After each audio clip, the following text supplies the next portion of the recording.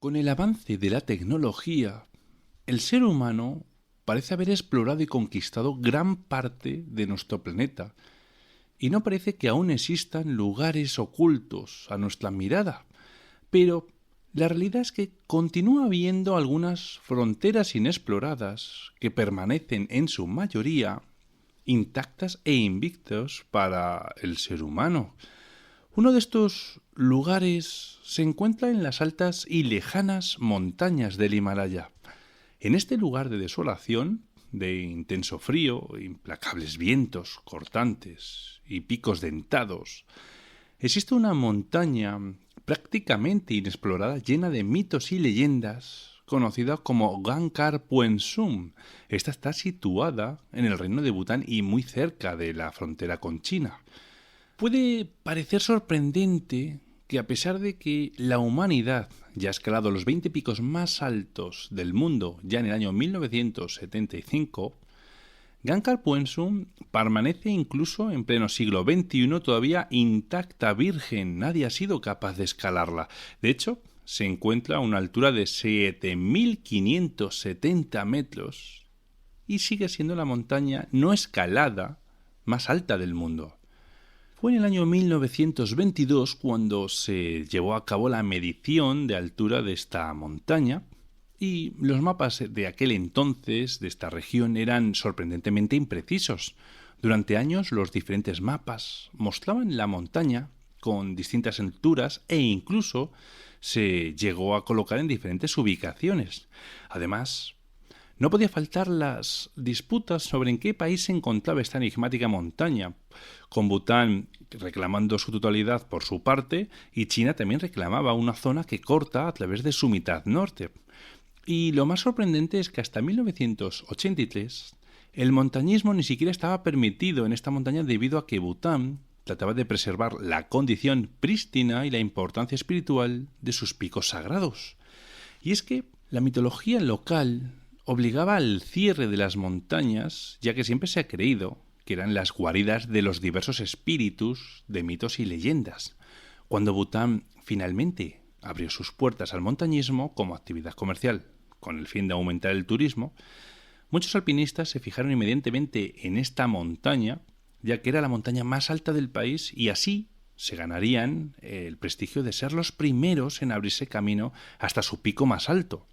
Años más tarde, 4 expediciones se preparaban para tratar de llegar hasta su cumbre, pero ninguna de estas expediciones consiguió lograr esta hazaña, ya sea por estar mal equipados, por encontrarse con terrenos infranqueables o incluso por los cambios climáticos inesperados.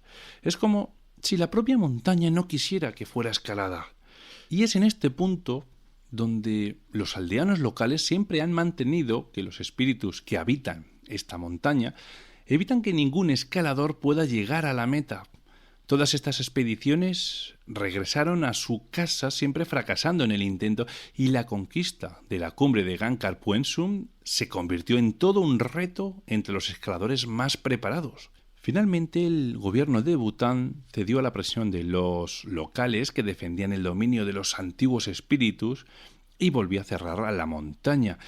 Bután terminó prohibiendo la escalada de montañas de más de 6.000 metros en su territorio en el año 1994, asegurando con ello que los espíritus pudieran continuar con su paz milenaria y tranquilidad.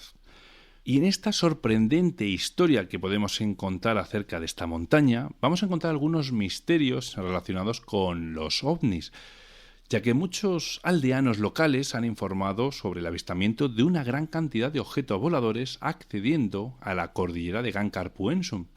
Ellos creen que son seres extraterrestres que tienen una base subterránea en lo más alto de la montaña y, según testimonios, estos ovnis varían de tamaño desde grandes objetos cilíndricos de color plateado opaco a pequeños discos rápidos, como ellos mismos lo llaman. Todo esto ha sido avistado sobre la zona norte, a unos 40 kilómetros de la frontera de China. Pero lo más sorprendente es que los ovnis vistos por la noche iluminan el cielo con colores rojizos y dorados. Varios niños locales hicieron un dibujo de lo que parecía ser un objeto volador de origen extraterrestre y decían que los vehículos no emitían ningún tipo de sonido, que podían despegar de manera vertical y que flotaban como desafiando la gravedad, aunque lo que más le llamó la atención a los investigadores fue que estos vehículos aparecían y desaparecían de repente. Incluso se conoce la historia de un monje tibetano que aseguró que toda esta actividad ovni lleva sucediendo desde el año 1998. Los ufólogos también afirman que pilotos de vuelo comerciales han reportado continuamente extraños objetos voladores cuando se acercaban a esta montaña.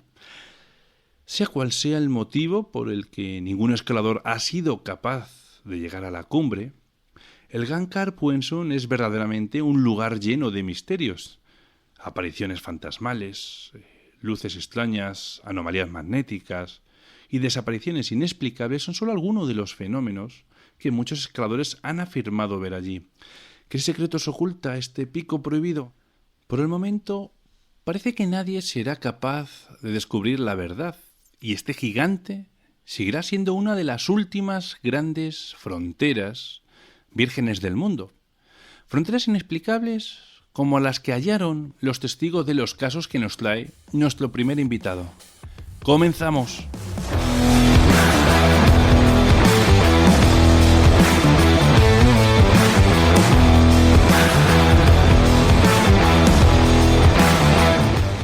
Misterioso Universo en la Red, producido y dirigido por Víctor Pérez.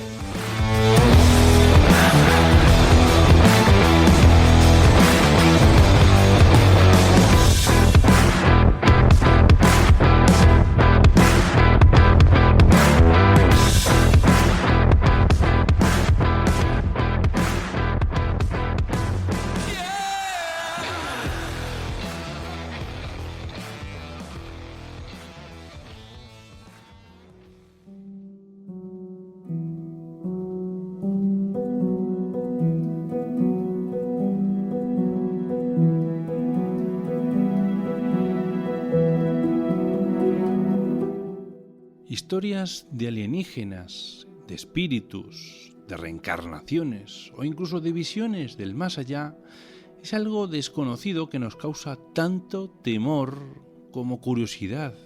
Cuanto más miedo nos da algo, más nos atrae hacia ello.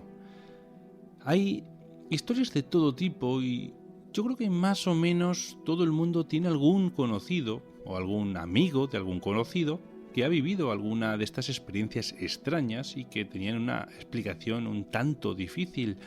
Pero estas historias, como bien sabrás, las suelen exponer en esos núcleos más privados de la amistad o sencillamente se callen estas historias por miedo a que le juzguemos.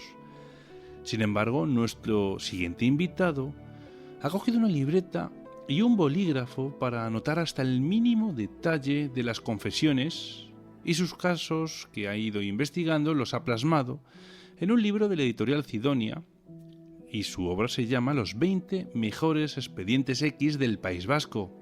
Y como no, ¿quién mejor que Enrique Echazarra para hablarnos de ellos?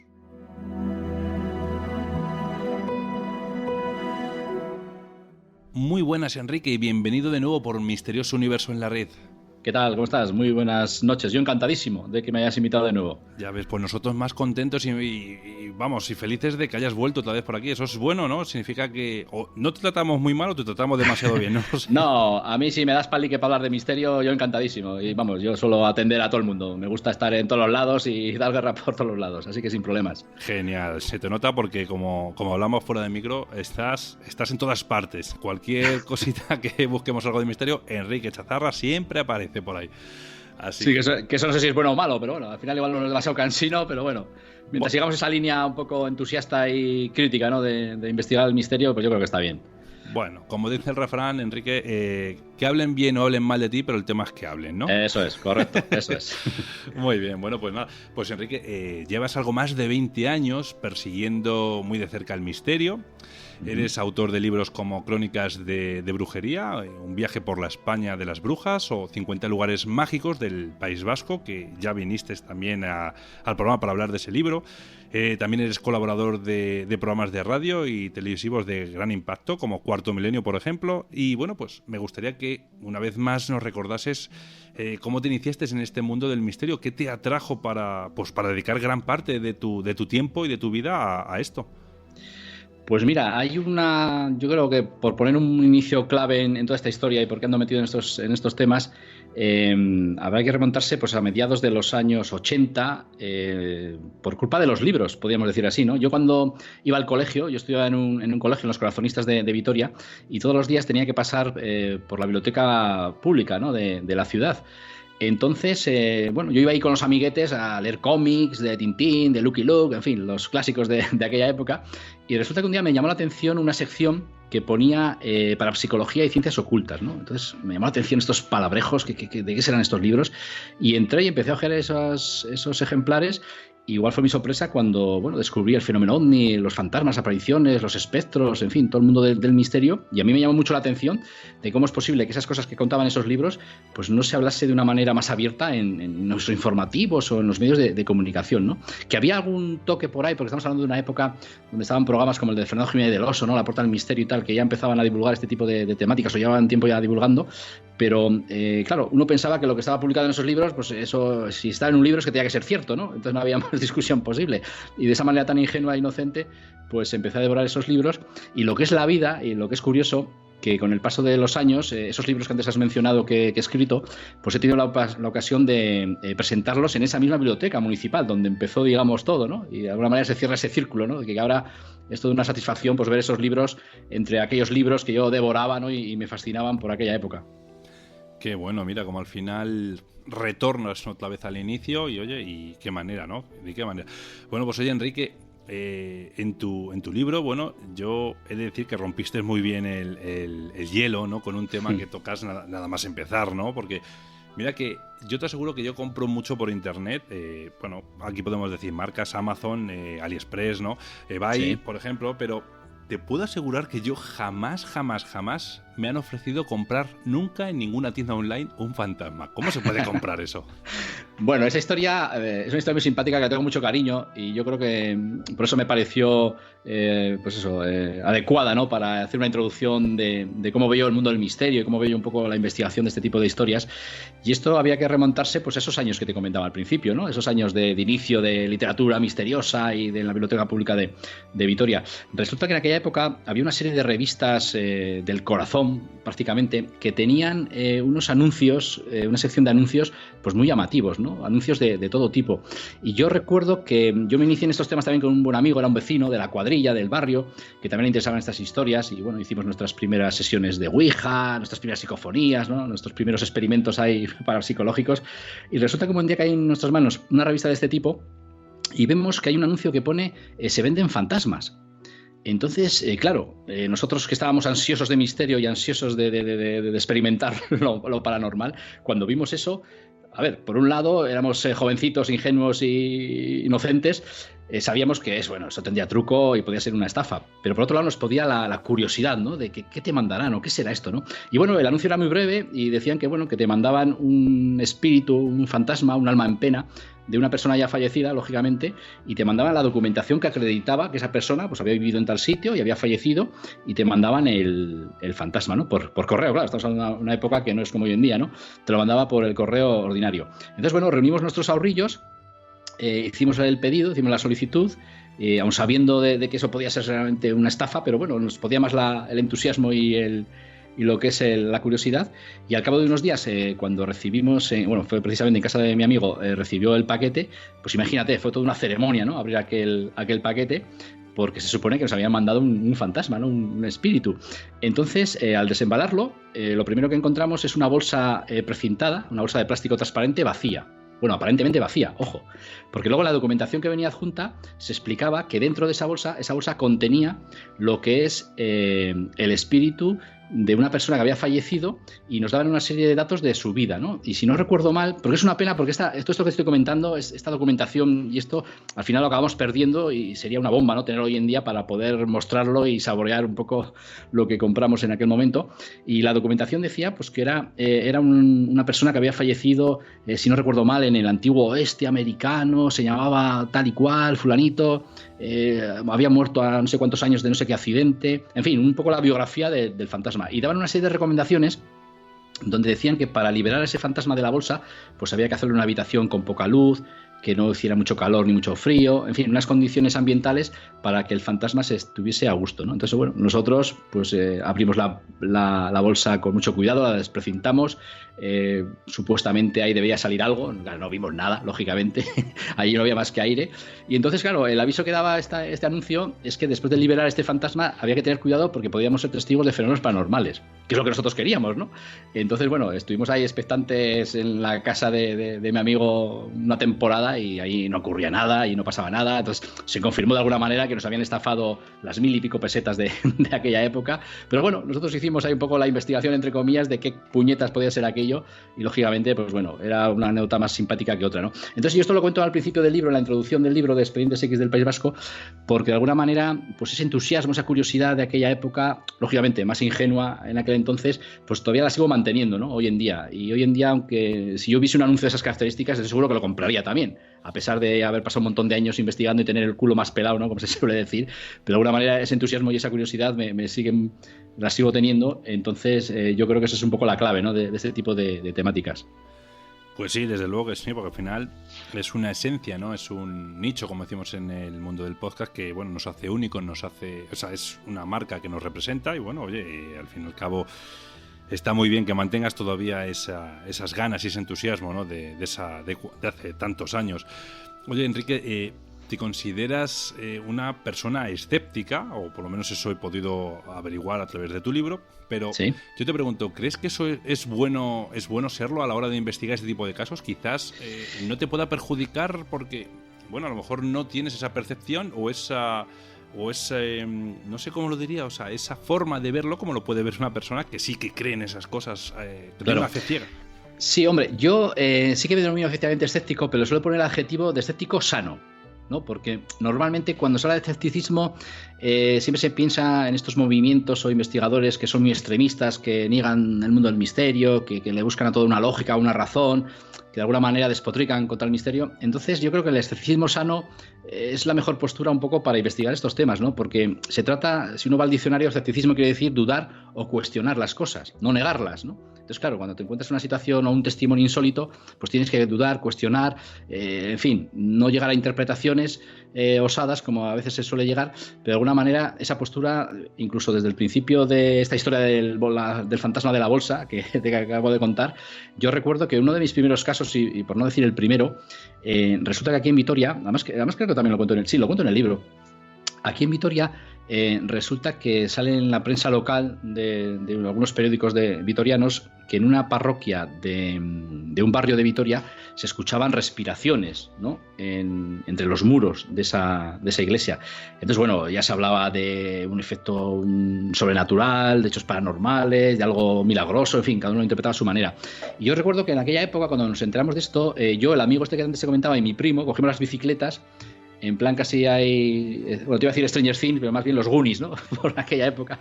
Y nos fuimos a la iglesia porque queríamos ser testigos de esas respiraciones, ¿no? Entonces, hablando con la gente de la zona, del pueblo, la gente nos confirmaba, sí, que soy en voces, que las he oído, o sea, soy en respiraciones, que las he oído menganito, que tal vecino las has escuchado, que tal, que dan mucho miedo, que no sé qué.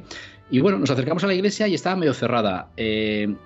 Cuando anduvimos por ahí dando vueltas, apareció lo que es el párroco, nos abrió lo que es la iglesia, y estuvimos hablando con él, y bueno, el hombre nos dijo que efectivamente que ahí se oían respiraciones, pero porque una lechuza había anidado entre los muros de la iglesia, ¿no?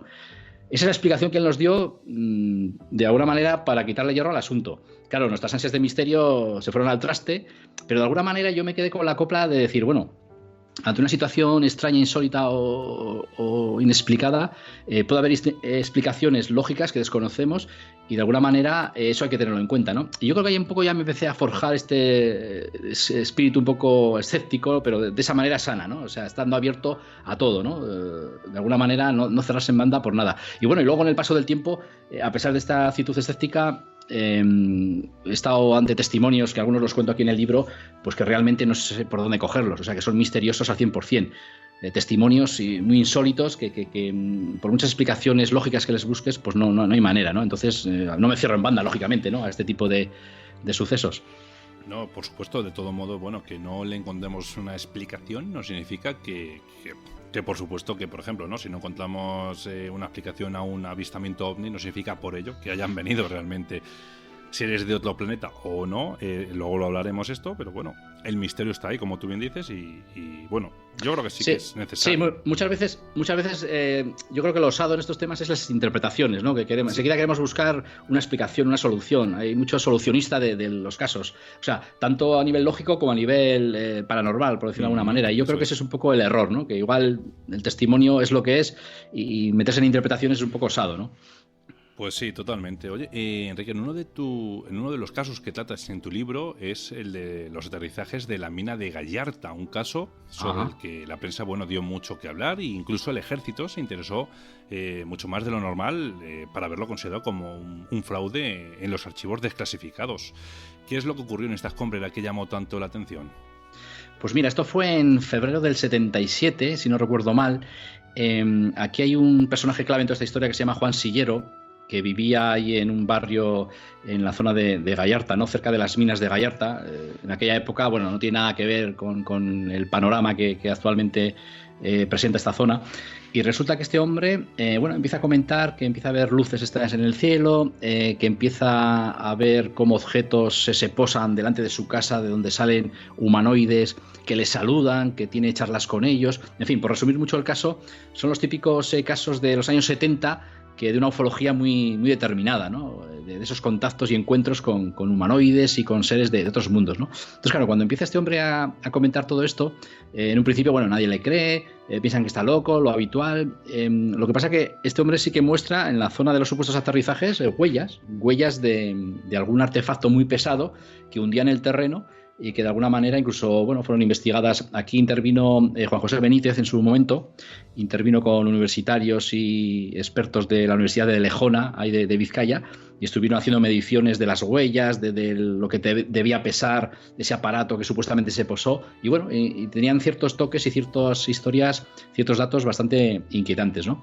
Lo que pasa es que esto, bueno, al final esta historia trascendió un poco, pues lo que estaba comentando, ¿no? Y tú bien has dicho antes, como que esto fue todo un montaje o una paranoia o un fraude de este personaje, ¿no? De Juan Sillero. Lo que pasa es que a mí, yo en el libro relato toda la historia bien detallada, porque siempre me ha llamado la atención que a pesar de esta, digamos, sensación de supuesto fraude, hay una intervención del ejército, ¿no? Que esas noches que este hombre decía ver a esas naves o esos artefactos cerca de su casa, pues el ejército español detectaba ecos desconocidos en los cielos encima de la provincia de Vizcaya, o sea, coincidiendo con la zona de Gallarta, ¿no? Y aquí Juan José Benítez, sobre todo, hizo una serie de gestiones que yo pude recopilar en el libro, que al final mandos del ejército le confirmaron que efectivamente, que había una serie de ecos detectados de bases radaristas de España, sobre todo del norte de España, pues que habían detectado ecos extraños, ¿no? Desconocidos. Entonces, claro, esto por un lado coincide con lo del caso de Gallarta, pero desmonta también un poco, bueno, qué está ocurriendo ahí, ¿no? En Gallarta. Y además es curioso porque, mira, no hace demasiados meses, lógicamente no está en el libro porque el libro se publicó en el 2016. Hace pocos meses tuve la oportunidad de charlar porque localicé a los hijos del testigo, porque el testigo Juan Sillero ya falleció hace unos cuantos años. Localicé a dos de sus hijos. Uno de ellos no quería saber nada del tema y no tiene un establecimiento comercial allí en Gallarta, vive en Gallarta todavía, y bueno, no me quiso atender porque dice que bueno, que quería olvidar esa etapa de su vida y que vamos, que no quería contarme nada. Pero sin embargo, una de las hijas sí que estuvo conmigo, estuvimos charlando porque accedió a charlar, y bueno, es curioso porque ella, tal y como lo recuerda mucho el revuelo mediático, recuerda cómo JJ Benítez estaba investigando con su padre, recuerda lo que contaba su padre, pero claro, ella también vivía en esa casa con sus padres y dice que nunca vio nada, que en ningún momento vio nada, que de ninguna manera fue testigo de ningún avistamiento, de ningún encuentro, que ella tendría unos 8 o 9 años y dice que no tiene memoria ni recuerda de ningún tipo de esto que contaba su padre, ¿no? Entonces, según ha ido creciendo, pues bueno, tiene dudas, dice, no sé si realmente mi padre se lo inventaba, lo veía. Yo te puedo decir que no viví nada, yo solo viví el fenómeno social, viví el fenómeno mediático y el revuelo mediático, pero como habitante de esa casa nunca llegué a ver ningún tipo de ovni, ni mucho menos de naves aterrizando en el patio de la casa, ¿no? Que eso es lo impactante, ¿no? de este caso.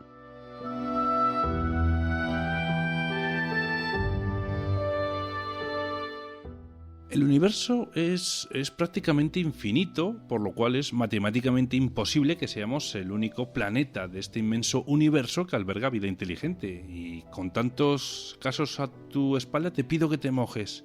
¿Crees que el fenómeno ovni tiene origen terrestre o extraterrestre? La pregunta del millón. La pregunta del millón. Porque mira, yo creo que depende a veces de qué caso analices, ¿no? Porque si analizamos casos como este que te he comentado ahora, de los años 70, o esos míticos casos que JJ Benítez publicaba en la Gaceta del Norte, ¿no? Como crónica de sucesos, era llamativo, ¿no? Ver cómo en estos periódicos se contaban avistamientos ovnis, pues es una crónica, sin entrar en interpretaciones. Y yo eso lo viví en su día yo cuando era un chavalito y me llamaba mucho la atención. Y aquellos casos, parecían dar a entender que efectivamente que estamos siendo visitados por seres de otros mundos, ¿no? Entonces, según van avanzando un poco las investigaciones, luego salen investigadores y salen ufólogos que ya se empiezan a meter en teorías psicosociales, donde se centran más en el testigo, como que la clave de estos avistamientos están en el testigo. Es decir, no es que el testigo esté alucinando ni esté teniendo visiones, alucinaciones, sino que hay un componente psicocultural que de alguna manera hay unas condiciones, que hay un clic, hay que ese testigo accede a algo, a una realidad que no está a la vista de todos, y de repente pues es testigo de estos encuentros, ¿no? Pero que esto se puede aplicar tanto al fenómeno ovni como a los encuentros fantasmales, como a otro tipo de encuentros sobrenaturales, ¿no? Hay investigadores como el mítico Jacques Vallée, por ejemplo, o John Keel, que son investigadores del fenómeno ovni, pero que no dejan de lado el resto de causística sobre encuentros con fantasmas, encuentros con personajes míticos, encuentros con seres de otras características. Entonces, al final, como que quieren ver que todo forma parte del mismo fenómeno, ¿no? Está claro que a estas alturas también lo de la hipótesis extraterrestre, con mi buen amigo Pablo Vergel de Reacciones Anómalas solemos tener discusiones, más que discusiones, charlas un poco en plan casi de tono cachondo, porque claro, que todavía estas supuestas civilizaciones vengan a la Tierra, digamos, con aparatos que dejan huellas, que tienen tubos de escape, que de alguna manera parece que son mecanismos o que son artilugios de los años 50, pues no tiene mucho sentido, ¿no? De alguna manera, si es una tecnología tan avanzada que viene hasta nuestro mundo, pues tenía que tener una tecnología pues con más glamour, ¿no? Como se suele decir. Entonces, yo la verdad es que no me decanto ni por una ni por otra teoría, no descarto ninguna, la verdad es que no descarto ninguna porque todas me parecen acertadas, incluso la de que sean objetos más terrestres que extraterrestres, que en alguna ocasión se haya podido, digamos, confundir o aprovechar el fenómeno ovni como cortina de humo, ¿no? Para tecnología militar o tecnología experimental terrestre, y que lógicamente interesa que, cuando eso se ve por un civil, pues que al final digan, no, son extraterrestres, y esa cortina de humo, pues interesa para tapar el fenómeno, ¿no?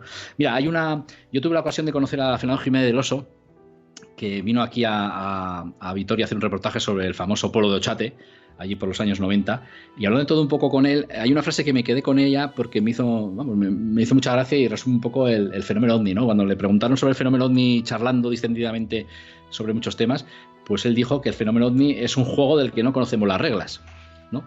Como diciendo, es algo que existe, que está ahí, pero seguimos, después de tantos años, en pleno siglo XXI, seguimos un poco barajando y especulando teorías. De hecho, ahora, el fenómeno ovni es actualidad, ¿no? Porque parece que el gobierno de Estados Unidos está mostrando una serie de grabaciones incomprensibles por parte de pilotos que persiguen luces o que ven objetos, que los radares lo detectan, ¿no? Que es algo físico. Entonces, una vez más, la pregunta sale a la palestra, ¿no? ¿Son de origen extraterrestre? ¿Son de origen terrestre? Pero que crean desconcierto ante los pilotos y ante el ejército americano, pues está bien, ¿no? A mí me sorprende que, ¿qué iba a decir yo cuando empecé con estos temas ahí en los años 80? Pues que hoy en un telediario iban a hablar de ovnis con normalidad y iban a salir declaraciones, ¿no? de pilotos americanos hablando de objetos volantes no identificados. Eso es, y si no recuerdo mal, también Brasil me parece que está empezando a reconocer el fenómeno ovni como una realidad, Gran Bretaña también, o sea que cada vez se están sumando más países y ya uno no sabe si es contrainformación o realmente es algo que te quieren... contar sus casos, sus experiencias, pues no sé, para ver si otros países ayudan. Yo creo que nunca llegaremos a averiguar. Sí, mira, de todas maneras, hay un dato curioso, además es un caso que lo cuento en el libro y ahora viene muy bien al hilo de lo que estamos hablando. Resulta que yo en cierta ocasión en Marquina, una localidad de Vizcaya, estuve persiguiendo una historia de ovnis que salió en Cuarto Milenio, ¿no? En Cuarto Milenio salió un guardia civil jubilado que resulta que estuvo comentando que, él cuando estaba destinado en el cuartel de la Guardia Civil de Marquina, pues él y sus compañeros de madrugada fueron testigos de cómo un objeto inmenso se puso encima del cuartel de la Guardia Civil, iluminó toda la zona y aquello salió volando, ¿no? A una velocidad vertiginosa, ¿no? Entonces, claro, ellos hicieron una especie de pacto de silencio de no contar nada, estoy hablando de los años 70, porque claro, si contaban algo estando de servicio, pues podían acarrear consecuencias. El caso que este hombre ya se jubiló y al final, a través de Alberto Cerezuela, otro investigador ahí de Almería, pues consiguió que fuese a plató a contar su testimonio y contaba esta experiencia, ¿no? Entonces yo cuando vi ese reportaje, claro, yo pensé, pues un avistamiento de esas características tuvo que haber más testigos, porque el cuartel de la Guardia Civil de Marquina está en pleno centro de Marquina y aunque fuera de madrugada, seguramente alguien más lo vio, ¿no? Entonces, bueno, con esta información me personé allí en Marquina, empecé a hablar con distintas personas y tal, y bueno, y al final tuve suerte y localicé a gente de los caseríos de alrededor que efectivamente, que más o menos por esas fechas vieron cómo el valle de Marquina, que está metido en un valle, pues se iluminó todo. Había testimonios que decían que la noche se hizo de día, ¿no? Por la luminosidad que desprendía aquel objeto. Pero a lo que voy, y es que esta historia es interesante, pero no es lo que te quería contar realmente, que esas jornadas que estuve por Marquina recopilando testimonios de testigos, pues resulta que me encontré con una mujer que todos me remitían a ella porque me decían que esta mujer había visto algo, ¿no? Que cuando era joven había visto algo muy impactante y que pocas veces lo cuenta, pero que era muy interesante el escucharlo. Entonces, bueno, cuando la localizo, pues eso, entablo cierta amistad con ella, pero era una mujer muy afable, muy maja, pero ella no quería contarlo, se resistía un poco a contarme su experiencia, ¿no? Total, al final, pues eso, después de sentarnos allí en su caserío y comer un poco de queso, un poco de vino, tal y cual, entramos igual en un ambiente más distendido y al final accedió.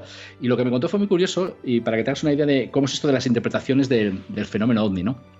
Resulta que esta mujer, cuando era joven, trabajando en el campo con sus padres y volviendo ya de vuelta de noche al caserío, resulta que por encima de sus cabezas a muy baja altura y sin emitir ningún tipo de ruido, pues pasó algo rojo, algo rojizo, muy grande, pasando por encima de ellos y perdiéndose en el horizonte, ¿no? Entonces rápidamente, bueno, entraron al caserío muertos de miedo, pasaron mucho pánico, lo recordaba con mucho temor.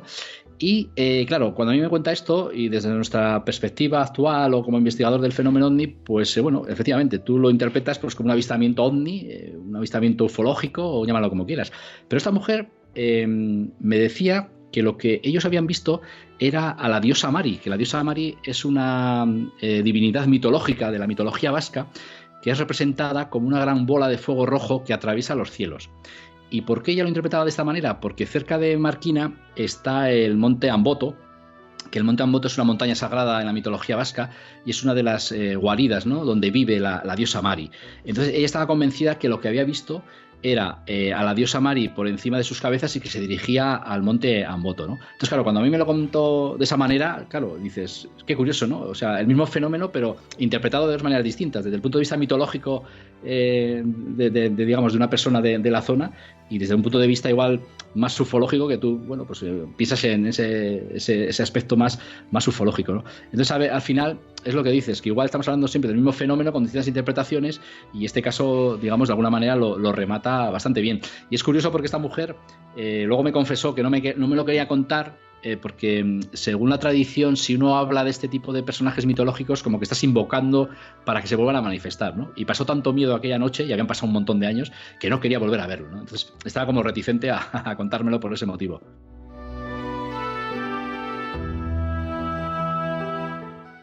Nos has hablado hace un momento sobre el caso de los guardias civiles y bueno, también la policía ha sido testigo en alguno de estos casos que tocas en tu libro, y en uno de ellos habla sobre una localidad llamada Ayurdín. ¿Qué nos puedes contar acerca de este caso? Ayurdín, bueno, Ayurdín es una zona, es un túnel, es una zona de aquí cerca de Vitoria, aquí muy cerquita de Vitoria, pero mira, este es uno de los casos, de la patrulla de la policía vasca, de esos que al final, por muy escéptico, crítico y todo lo que quiera ser, te desmonta porque es un testimonio que al final tienes más preguntas que respuestas, ¿no? Y muy resumido, bueno, es un caso que también lo toco en el libro y es de los más potentes, ¿no? Porque yo, cuando accedí a él, llevaba muchos años detrás de este tipo de historias, ¿no? Porque yo sabía que la policía vasca había vivido situaciones insólitas. Lo que pasa es que es difícil acceder a estas historias por las características de un cuerpo policial, porque a veces la gente no quiere hablar. Pero tuve suerte de localizar a uno de los testigos que ya estaba jubilado y no tuvo ningún reparo en contármelo, ¿no? Esto, imagínate, fue una madrugada de los años 85, están patrullando por la noche por las carreteras alavesas y de repente del centro de coordinación de la policía reciben un aviso diciéndoles que había habido había estado a punto de haber un accidente en el túnel de Ayurdín, porque según el que conducía el coche, la pareja que iba en el coche, pues estaba a punto de chocarse con una cosa negra muy extraña, ¿no? Entonces, bueno, cuando reciben este aviso, ellos piensan, bueno, pues será algún tarado que está en medio de la carretera haciendo el tonto, o será una broma, o vete a saber lo que puede ser. Y cuando ellos van con el coche patrulla y se acercan al túnel de Ayurdín, que el túnel de Ayurdín es un túnel pequeñito, recto, de 200 metros, que desde la entrada ves perfectamente la salida, pues ellos ya con las luces del coche ven que en el centro de la salida del túnel, en el medio de la carretera, hay algo negro muy grande, ¿no? Claro, estamos hablando de los años 80, los años de plomo de la banda terrorista ETA. La policía vasca es objetivo de esta banda. Entonces ellos lo primero que piensan que puede ser una emboscada terrorista, ¿no? Y van despacito, van con las armas casi preparadas, y según se van acercando y meten las luces de refuerzo que llevaban en el puente del coche, pues ven perfectamente con detalle lo que había en medio de la carretera, ¿no? Y se encuentran con un ser con los brazos en cruz, los brazos abiertos extendidos, de más de 2 metros de altura, totalmente negro, ensotanado. La cara no se le ve, el fondo del rostro es más negro que la sotana que lleva, tampoco se ven las extremidades. Y bueno, cuando ven aquello, ellos siguen pensando que es algún tío haciendo alguna broma o algún tío haciendo ahí el tonto, y se bajan poco a poco del vehículo con las armas casi en la mano, y de repente aquella figura desaparece. O sea, no se desplaza, no se mueve, no sale corriendo, no, desaparece literalmente, no se esfuma delante de ellos. Claro, ante esa estampa se quedan más que sorprendidos, y a pesar de verlo esfumarse delante de ellos, digamos que inspeccionan la zona a ver si encuentran algo, no encuentran nada, ven unas rodadas de coche que correspondían al coche que había dado el aviso. El lugar es un túnel muy abrupto, con una orografía muy rocosa, que si te pones ahí delante y sales corriendo no te da tiempo ni tienes espacio para esconderte. En fin, a pesar de verlo esfumado, como te digo, ellos querían buscar una explicación lógica, ¿no? Entonces, bueno, continúan ellos el viaje después de esta experiencia, se encuentran con la pareja que había dado el aviso, y también se encuentran con una pareja totalmente desencajada, asustada, que estaban ahí en un área de servicio parados, y les dicen lo mismo, que ellos habían visto a un personaje negro en medio de la carretera, y para evitar no atropellarlo, lo rodean y están a punto de salirse de la carretera, ¿no? Y es cuando ellos dan el aviso a la policía, que les pone en alerta. Entonces, bueno, esta pareja al final, bueno, les logran calmar, reanudan el viaje, se iban hacia Bilbao.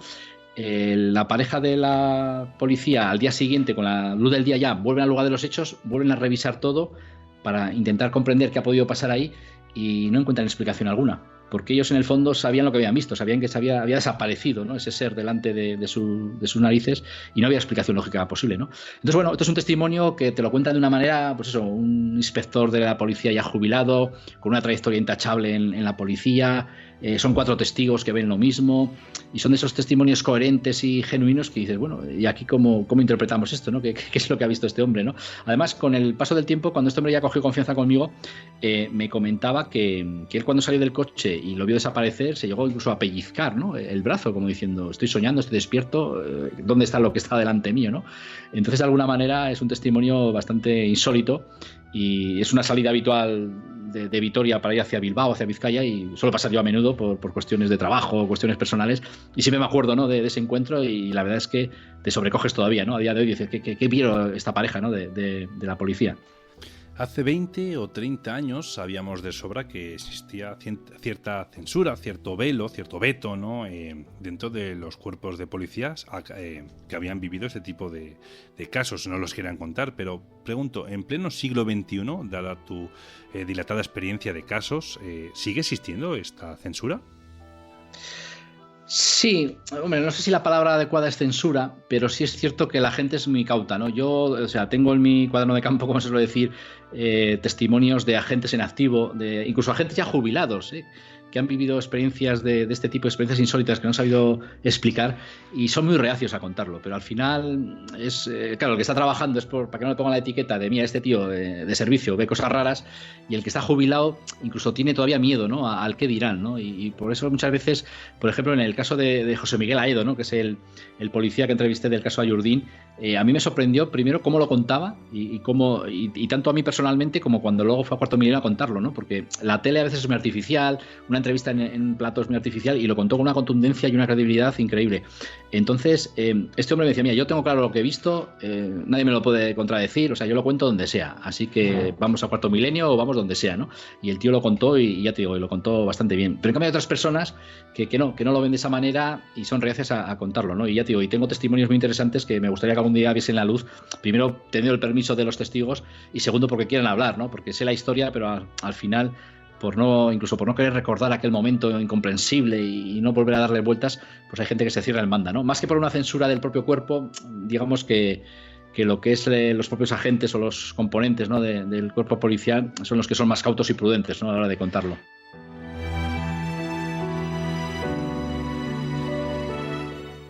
En el prólogo del libro que hoy nos trae hasta aquí lo ha escrito Javier Pérez Campos y bueno, pues en tu libro puedes descubrir que la amistad que tienes con este investigador del equipo de Cuarto Milenio surge a raíz de un caso paranormal ocurrido en Miranda del Ebro, el cual además has podido investigar de primera mano. Así que quería saber, Enrique, ¿cuáles fueron tus primeras sensaciones al entrar en esta casa? Pues mira, esta es una historia que la verdad que cuando a mí se me presentó por delante con los primeros datos, nunca pensé el giro que iba a dar y lo importante que iba a ser, digamos, en mi trayectoria misteriosa, ¿no?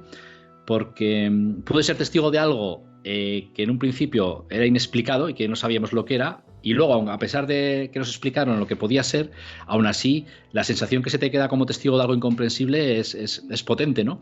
Y en este caso los investigadores nos pusimos como testigos y ese giro nos hizo comprender muchas veces cuando estás hablando con un testigo y esa, digamos, incomprensión, ese desconcierto ante algo insólito, ¿no? Entonces esa vivencia fue bastante, a nivel personal, bastante significativa, ¿no? El caso, bueno, a mí me llega el caso de una casa que ocurre cosas raras, ¿no? Con esa etiqueta tan habitual que te suelen llegar, cosas raras, ¿no? Que ahí puedes englobar cualquier cosa en una vivienda de un matrimonio que vive en Miranda de Ebro, ¿no? Aquí muy cerca de Vitoria.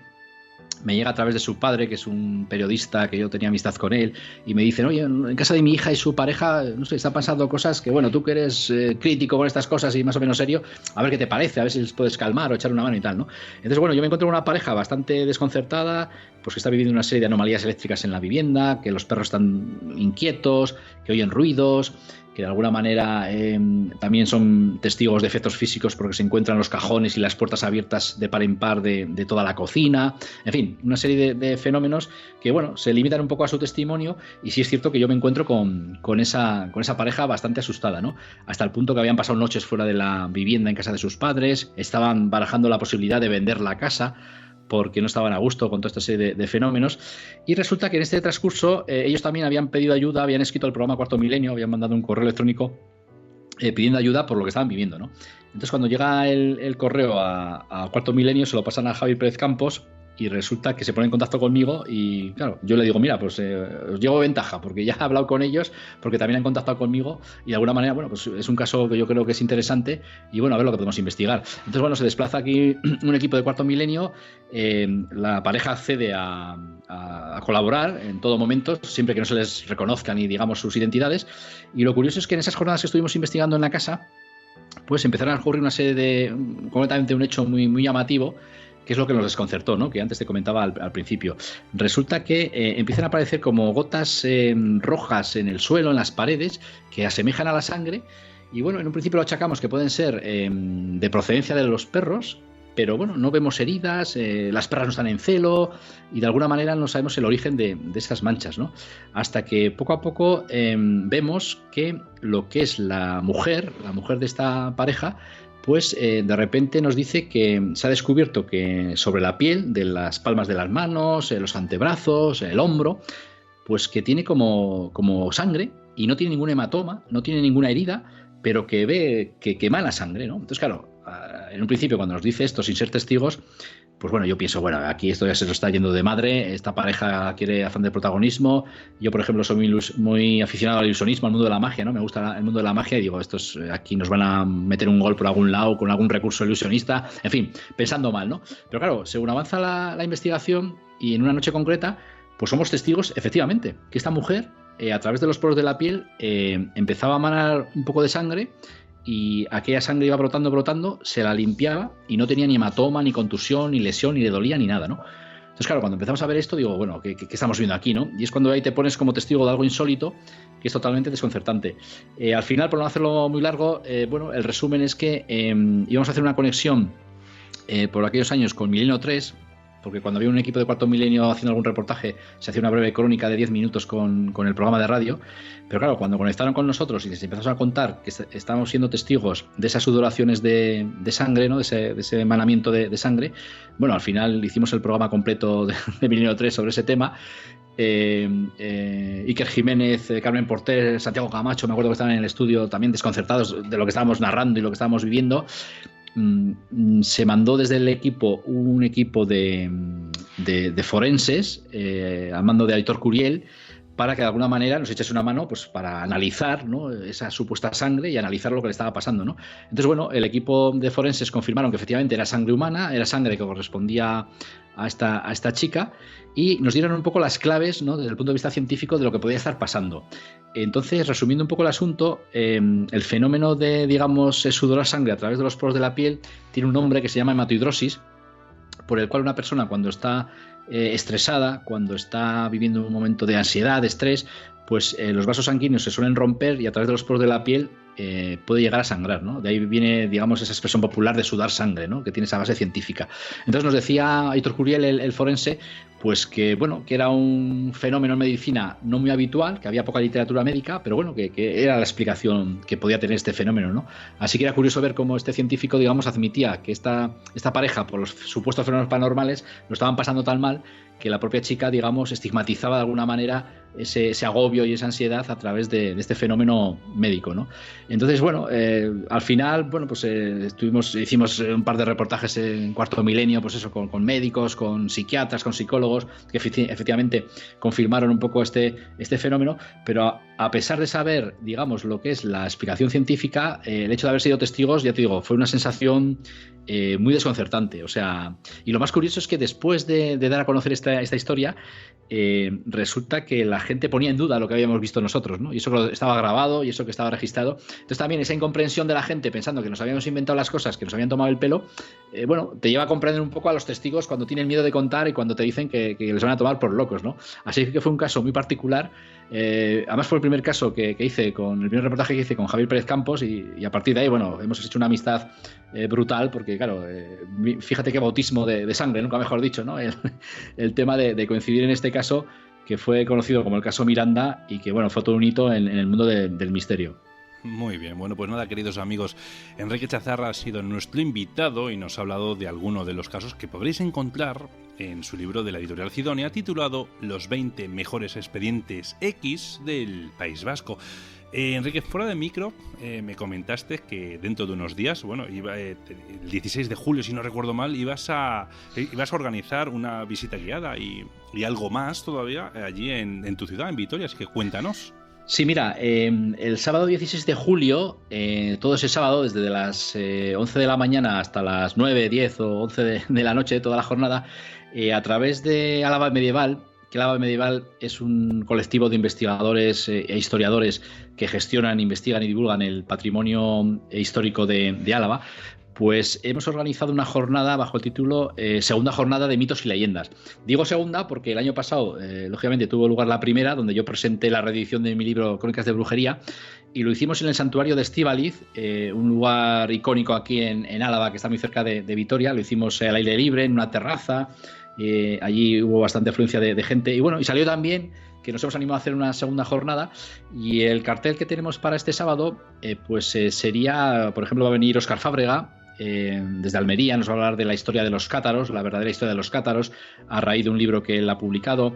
Luego también vamos a tener a Marta Piñol, una historiadora de la Universidad de Barcelona, que ha escrito libros sobre esoterismo y nos va a explicar un poco qué es realmente el esoterismo, ¿no? Esa palabra que parece que es el saco roto de cualquier cosa y que a veces se utiliza sin saber efectivamente de dónde viene esa palabra y a qué se refiere realmente. Luego también va a venir Pablo Vergel, sociólogo y editor y escritor de la editorial de Reediciones Anómalas, que nos va a presentar el juego Expediente Iberia, esa genial idea que ha tenido en diseñar y crear un juego sobre el misterio español en forma de juego de mesa, ¿no? Con cartas y demás. Entonces va a hacer una especie de taller para explicarnos un poco el funcionamiento del juego y la excusa para hablar de misterio, que es lo que contiene el juego.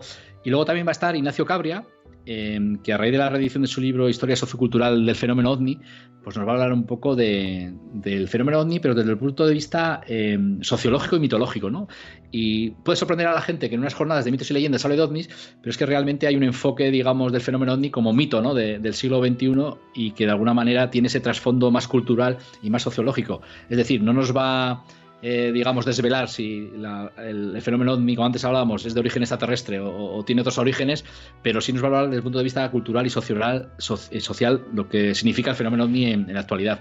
Y a todo esto también va a haber una visita a una ermita que está cerca de Estíbaliz, del santuario de Estíbaliz, que es la ermita de Alaiza, donde se descubrieron hace un tiempo, en los años 80, rascando detrás del retablo, se descubrieron unas pinturas monocromáticas muy curiosas que representan escenas bélicas, que es un contexto militar que está fuera de cualquier contexto religioso, y para los historiadores es un enigma bastante singular, ¿no? Entonces vamos a hacer una visita guiada con la gente que quiera ir, y va a estar a cargo de la historiadora Isabel Mellén, la directora del ABA Medieval, que ha hecho muchas investigaciones y ha hecho estudios sobre estas pinturas, y son unas pinturas dignas de ver por lo llamativas que son y por el contexto, ya te digo, tan singular que están dentro de una iglesia.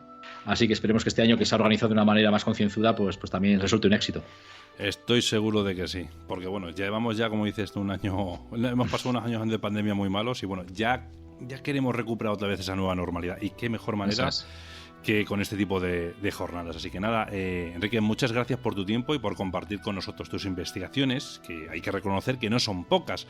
Así que nada, cuídate mucho y sigue sacando reediciones y nuevos libros, que aquí estaremos encantados de leerlos y de compartirlos con los demás. Muchísimas gracias, un abrazo. Igualmente, un fuerte abrazo, hasta cuando quieras.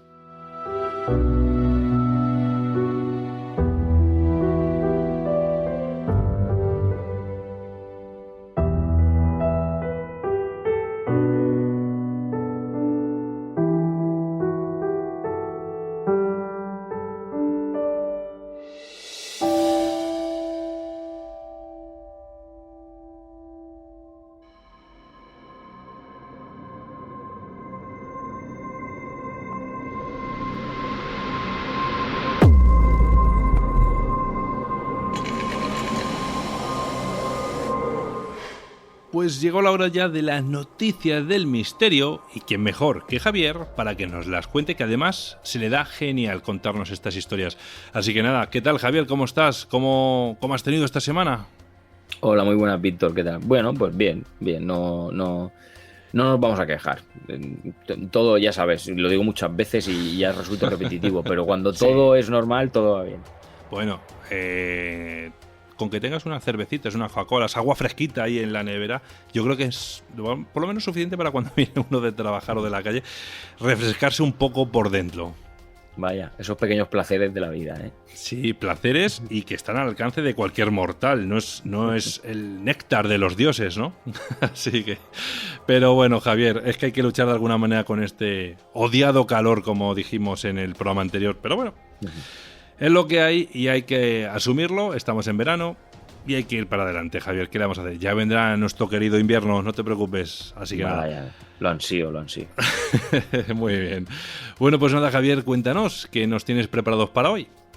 Pues mira, vamos a hablar de la teoría OVNI de Andrew Collins, que es un investigador OVNI de la década de los 70, que ha hilado muchas cosas, pero tengo que decir que después de habérmela leído, no me ha parecido una locura del todo. Sí que es verdad que hay veces que pienso que se tira un triple enlazando algunas cosas, pero es bastante interesante y bueno, y luego ya cuando la comente, tanto tú como los oyentes que nos digan qué les parece. Luego te voy a hablar también de la hoja de ruta de la NASA, para que nos hagamos una idea más o menos de hacia dónde va, digamos, o hacia dónde quiere llegar la NASA con esos supuestos viajes que va a hacer. No es una noticia muy larga, pero sí que es curioso saber qué tiene planificado la NASA para los próximos las próximas décadas, ¿no? Luego vamos a hablar de un extraño documento del Pentágono, y la verdad, Víctor, es que es muy extraño. Es de estos documentos que han sido liberados porque los solicitan ese organismo que pide la libertad de información, y viene acompañado de algunos otros pequeños informes, pero el grosso del informe la verdad es que es bastante sorprendente. Y por último te voy a hablar de las paredes del universo, porque como hablamos muchas veces de que el universo es infinito, ¿qué pasaría si llegaran unos científicos y te dijeran que a lo mejor no es tan infinito? Y no porque tenga unas paredes como las paredes de casa que llegas al final y topas, sino porque hay algo ahí que no vemos, que no nos dejaría avanzar más allá de ese supuesto límite del universo. Muy bien, bueno, pues nada, vamos a empezar apostando fuerte y vamos, vamos a ver esa teoría del fenómeno ovni que tiene Andrew Collins, que parece un poco disparatada y a la vez no tanto. Así que bueno, te pido, Javier, que nos hagas una pequeña breve descripción de quién es esta persona, quién es este investigador, y bueno, ya por favor respóndenos ya la teoría de los ovnis que él defiende. Sí, como ya te he dicho, podríamos llamar que es un prolífico investigador de ovnis en la década de los 70 que se empapó de todos esos platillos volantes de la época que se consideraban muy, muy físicos, ¿no? Por decirlo de alguna forma. Y entonces, a partir de ahí, él empezó a recabar información y a leer todos esos numerosos libros que ya existían en la época para, digamos, montarse su propia idea. Lo que pasa es que con los años él ha ido hilando, ¿no? Porque si yo digo la palabra ovni, lo primero que nos podría venir a la mente, obviamente, pues lo primero que pensamos es, yo por lo menos, principalmente, a mí me dices ovni y yo lo primero que pienso, aunque suene arcaico y antiguo, ¿no? Pienso en esa nave espacial, en esa nave redonda, ovalada, ¿no? Y también puedo pensar en aliens, en extraterrestres, o puedo pensar en encuentros cercanos, o la gente que le vaya más la conspiración, pues puede pensar en encubrimientos militares, en esos pedidos, como estábamos hablando al principio, para dar la desclasificación de algunas noticias. Y si lo pensamos bien, Víctor, digamos que la respuesta más contundente sería o todo lo que te he dicho o algo de todo lo que te he dicho, ¿no? Porque podría ser todo, podrían ser naves espaciales, extraterrestres, encuentros cercanos, o podrían ser solo encubrimientos militares. Pues digamos que esto se basaría en el simple hecho de que desde la primera aparición de estos objetos extraños en nuestros cielos, podríamos decir en la era moderna, la explicación como civilización tecnológica que nosotros somos siempre ha sido suponer que son vehículos espaciales pilotados por entidades biológicas evolucionadas de otros sistemas solares. Eso es lo que podríamos definir como un ovni pilotado por extraterrestres, ¿no? Todo lo que te voy a contar ahora, Víctor, no es una teoría que me haya inventado yo, es una teoría que ha hilado muy bien Andrew Collins, ¿no? Él se dio cuenta de que algo andaba mal en ese enfoque, podríamos decirlo, mecanicista, ¿no? del fenómeno ovni. Los testigos de algunos de los mejores casos en los que se vieron estos objetos de cerca, parece ser que, según él recoge en toda su información, ya habían experimentado previamente algún tipo incluso de actividad paranormal. Te hablo de un poltergeist o de haber sentido algún tipo de presencia, por ejemplo, ¿no? Y estos testigos se consideraban a sí mismos, que particularmente ellos lo que habían sentido es algo de una naturaleza psíquica, ¿no? Además, esto es un problema que todavía, digamos, un problema aún mayor fue el hecho de que algunos testigos hablaran de ovnis vistos de cerca, ¿no? Como respondiendo a sus propios pensamientos, casi como si el ovni, podríamos decir, fuera consciente de alguna manera, ¿no? Esto, pensó el bueno de Collins, no tenía ningún sentido, ya que si eres testigo de que un Boeing 747 está cruzando por el cielo, obviamente ese Boeing no va a cambiar su dirección ni su curso, ni se va a parar simplemente porque tú lo estés mirando. Pero sí que parece ser que hay algunos ovnis que hicieron exactamente eso, ¿no? Así que el bueno de Andrew, en resumidas cuentas, lo que hizo fue desilusionarse con esa hipótesis ET de los ovnis, y de hecho comenzó a pensar que todo este tema no tenía ningún sentido. Así que en la época temprana en la que empezó a estudiar, renunció a las investigaciones de ovnis y comenzó a centrar su atención en otros tipos de misterios que podríamos decir tantos más antiguos como más modernos. Fue entonces cuando tomó un libro en su vida que lo cambió todo. Se trata del libro que se llama Earth Lights, de Paul de Verox, que fue publicado en 1982. En ese momento era editor de la revista de Ley Hunter, y en este libro Paul de Verox demostraba hábilmente, ¿no?, que la aparición de luces misteriosas y objetos más estructurados, por no llamarlos nave, ¿vale? Digamos, fueron generados en su mayor parte por la actividad electromagnética asociada con factores geológicos intensos, como podrían ser pues fallas, placas tectónicas o incluso grandes depósitos de ciertos minerales, como podrían ser el cuarzo o minerales metálicos, ¿no? Esto se debe a que algunas rocas tienen la capacidad, cuando se las somete a cierta presión, de liberar como unas partículas subatómicas, ¿no?, de electrones, que al llegar al aire libre pues incluso podrían manifestar en forma de luz, ¿no? Pues estas ideas revolucionaron a Colin, digamos, su idea que tenía él mismo de los ovnis. Y durante las siguientes 3 décadas lo que hizo fue volver a retomar el tema de los ovnis, pero en nuevas direcciones, digamos, en un intento por comprender mejor esa verdadera naturaleza del fenómeno. Él concluía que muchos ovnis probablemente se construyeron a partir de una sustancia nebulosa llamada plasma, siendo el plasma, que es el cuarto estado de la materia en el universo, ¿no?, más allá de los sólidos, los líquidos y los gases, ¿no? Aquellos que se acercan demasiado a la gente, ¿no?, que se acerca demasiado a los entornos de plasma, pueden llegar a experimentar, ¿no?, ciertos efectos electrostáticos, interferencias electromagnéticas. También, aparte de todo esto, pues el agotamiento de los equipos eléctricos, la gente puede tener náuseas, puede tener vértigo, incluso puede tener ciertas experiencias transformadoras, ¿no?, por llamarlo de alguna forma, como podría ser visiones o esos sueños diurnos o incluso esos momentos de epifanía. Lo que sí sabemos, Víctor, es que el plasma constituye alrededor del 99% del universo físico y sería, podríamos decir, la clave para comprenderlo todo, y lo entrecomillo mucho, ¿no?, desde la fusión nuclear de las estrellas hasta las estrellas de neutrones, los agujeros negros, los agujeros blancos, la formación de rayos, erupciones solares. Pues igual de significativo es el hecho de que el plasma parece ser capaz de albergar ciertos entornos multidimensionales.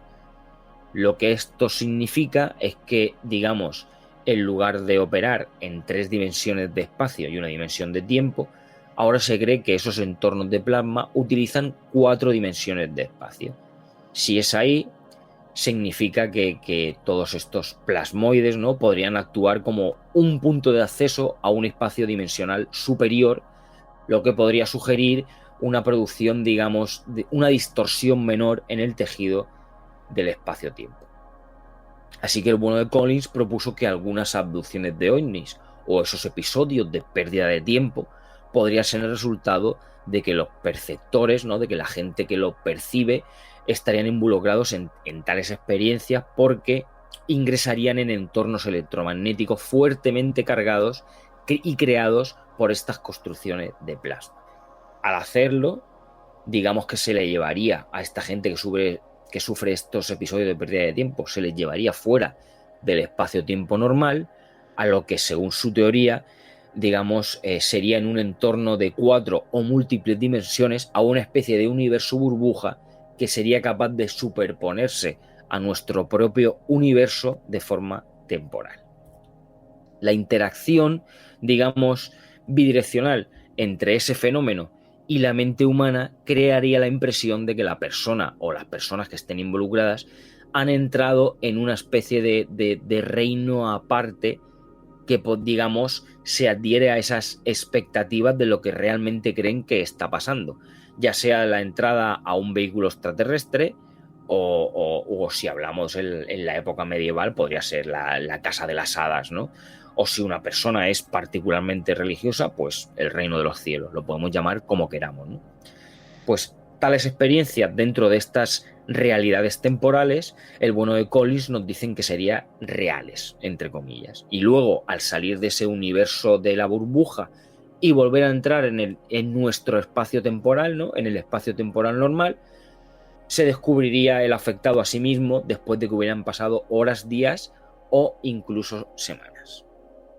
Entonces, ¿qué pasa con estas dimensiones de plasma, ¿no? Pues entonces él nos habla de algo que él lo llama seres dimensionales N, que serían, digamos, las inteligencias sospechosas asociadas con esos entornos de plasma. Esos serían esos seres dimensionales N, y la N la pone porque la N representaría el número de dimensiones involucradas en este proceso, que no tendría un número determinado, ¿no? Así se puede concluir que algunos objetos que aparecen en nuestros cielos podrían ser hardware extraterrestre, o sea, metálico, 100%, aunque sería muy erróneo suponer que la gran mayoría de ellos pudiera explicarse de esta forma. Según él, es casi seguro que el mayor porcentaje de todos los ovnis genuinos son construcciones de plasma controladas inteligentemente y que pueden interactuar con nosotros en varios niveles e incluso proporcionar, digamos, ciertas interfaces dimensionales a través de entornos de 4 o de múltiples dimensiones, donde la comunicación directa con la conciencia de estos seres dimensionales sería posible. A partir de aquí también Víctor lo hila con la evolución humana, ¿no? Ya que cree que no es casualidad que ciertas innovaciones que ocurrieron a lo largo de la historia, como por ejemplo las evidencias arqueológicas halladas en Quesen, que demuestran que estaban en camino de convertirse en las personas más inteligentes del planeta, ¿no? Con primicias tecnológicas, digamos, bastante innovadoras para la humanidad, ¿no? Estos restos arqueológicos que se hallaron en Quesen demostraron que, por ejemplo, tenían la comida enlatada más antigua, o incluso un medio único de preservar la médula dentro de los huesos, por ejemplo, de los animales, o incluso también se les descubrieron los primeros congeladores, ¿no?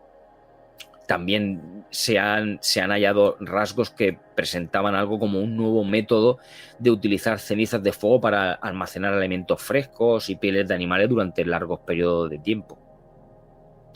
Él cree que no puede ser una coincidencia que todas estas innovaciones estuvieran ocurriendo al mismo tiempo que la gente de Quesen, por ejemplo, estaba escribiendo un libro sobre cómo hacer contacto con inteligencias de otro mundo, quienes en ese momento bien podrían haber estado, digamos, ofreciéndole esos nuevos conocimientos valiosos sobre la innovación y la tecnología humana.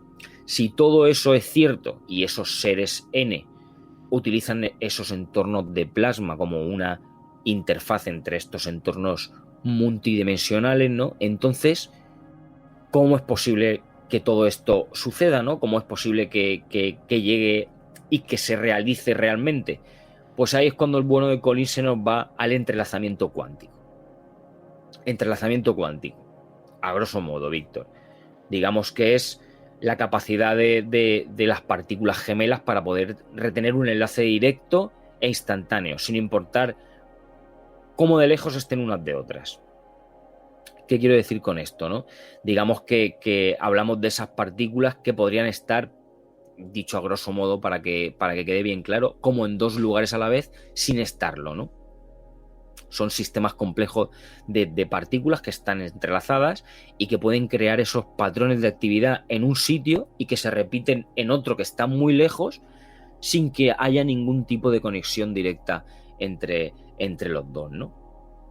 Lo que todo esto implicaría sería que la existencia de estos estados cuánticos, digamos, podría ser responsable de esa transferencia de información entre las inteligencias dimensionales superiores, ¿no? Esas inteligencias N de las que nos habla Collins, asociada a la manifestación con las construcciones de plasma y a su vez asociada con los individuos humanos que entran en contacto con ellas. Yo sé que todo esto es un poco rocambolesco y es un poco raro, pero esto es lo que Collins da por cierto, ¿no? Además, él explicaría que todo este entrelazamiento cuántico en general, ¿no? Explicaría por qué algunas personas afirman que pueden hacer que las luces alteren su forma o que cambien de rumbo simplemente cuando las miran. Entonces la siguiente pregunta que se hace el bueno de Collins en su teoría es entonces estos seres de dónde vienen, ¿no? ¿Dónde viven esos seres N cuando no están interactuando con nosotros? Pues mira, la respuesta a estas preguntas quizás pudiera ser proporcionada por la ciencia de la teoría de cuerdas, o más correctamente las teorías relacionadas con el tema relacionado de la supergravedad y las supercuerdas, ¿no? Algo que los científicos, Víctor, llaman la teoría M. Esto es una teoría que predice que el universo físico opera utilizando 3 dimensiones de espacio, ¿no? Largo, ancho y alto, y una dimensión de tiempo. Y esto es simplemente la manifestación de un reino de 4 dimensiones mucho mayor, de hecho tan mayor, Víctor, que sería infinito, y que en la jerga científica no se hace referencia a menudo como el bulk, que vendría a ser algo así como el bulto. Así que yo tengo que preguntarle al señor Collins, ¿operan los seres N desde dentro del bulk, desde dentro del bulto?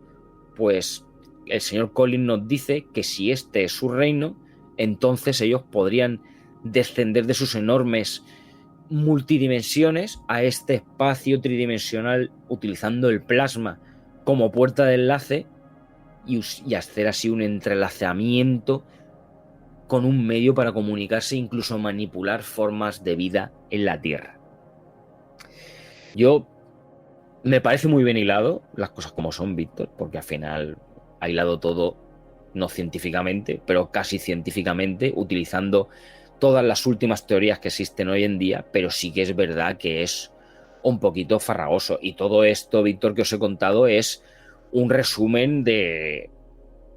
No sé más o menos cuánto podría ocupar esto, Víctor. A lo mejor esto podría ocupar 2 o 3 páginas. Tengo que decirte que si te lees el estudio, por llamarlo de alguna forma, completo del bueno de Collins, yo creo que me llevó bien 20 o 20 y tantas páginas que soy incapaz de reproducir y que de hecho si tuviera que hacerlo posiblemente me daría algo porque pega unos saltos increíbles, pero bueno, me ha parecido curioso traerla una teoría más de cómo los ovnis se presentan aquí, o qué son, o de un poco de todo, que es de lo que nos habla Collins.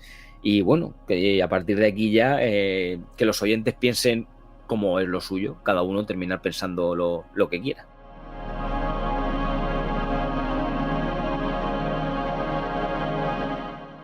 Bueno, Javier, después de esta teoría de Andrew Collins, que bueno, como tú me dijiste fuera de micro, ha tocado todos los palos, con lo cual obviamente no se puede equivocar, o sea, es que tiene cerradas todas las puertas por donde puede hacer aguas. Bueno, pues nada, pues vamos a seguir no con los ovnis, sino vamos a ir con el espacio y vamos a hablar de esos programas, de esos proyectos que tienen en la hoja de ruta la NASA. Y bueno, pues vamos a ver qué es lo que tiene planeado para los siguientes años en el espacio esta empresa. Cuéntanos, Javier. Pues sí, mira, hace unas pocas semanas la NASA nos sorprendió con una pequeña hoja de ruta, que era una nota simple, de no más de 3 o 4 párrafos, Víctor, en el que nos presentaba un estudio con los vaticinios que han sido realizados por investigadores del Laboratorio de Propulsión a Chorro de la NASA, el JPL por sus siglas en inglés, y que fue publicado en la revista científica Archive. En concreto, los especialistas analizaron para realizar esta hoja de ruta, ¿no? Lo que hicieron fue analizar el presupuesto que la Agencia Espacial de Estados Unidos dispuso desde 1960 hasta ahora. Y en base a esa información, digamos que entregó ciertas estimaciones, hay que decir, muy relativas, ¿no?, a la temporalidad de próximas misiones de relevancia. ¿Qué nos contaba esta nota? Pues mira, esta nota nos dice que dentro de aproximadamente 50 años un ser humano va a aterrizar por primera vez en un asteroide. como ya te he dicho, en base al examen de ese presupuesto histórico de la Agencia Espacial. O sea que más o menos la NASA nos dice que este hito va a ocurrir hacia el año 2073. También nos dice este estudio que a Júpiter se llegaría con una misión tripulada en el año 2103, mientras que a Saturno se llegará en el año 2132. De hecho, Víctor, si revisamos un poco la historia y el presente de la NASA, yo creo que no se puede decir simplemente que la NASA va a llegar a Saturno y a Júpiter en el año 2103 y en el año 2132, porque todos sabemos que todas las demoras y todos los obstáculos que tiene que pasar la NASA cada vez que tiene que hacer un viaje espacial, digamos que son una piedra en su camino que se encuentra muchas veces y que hay veces que es insalvable.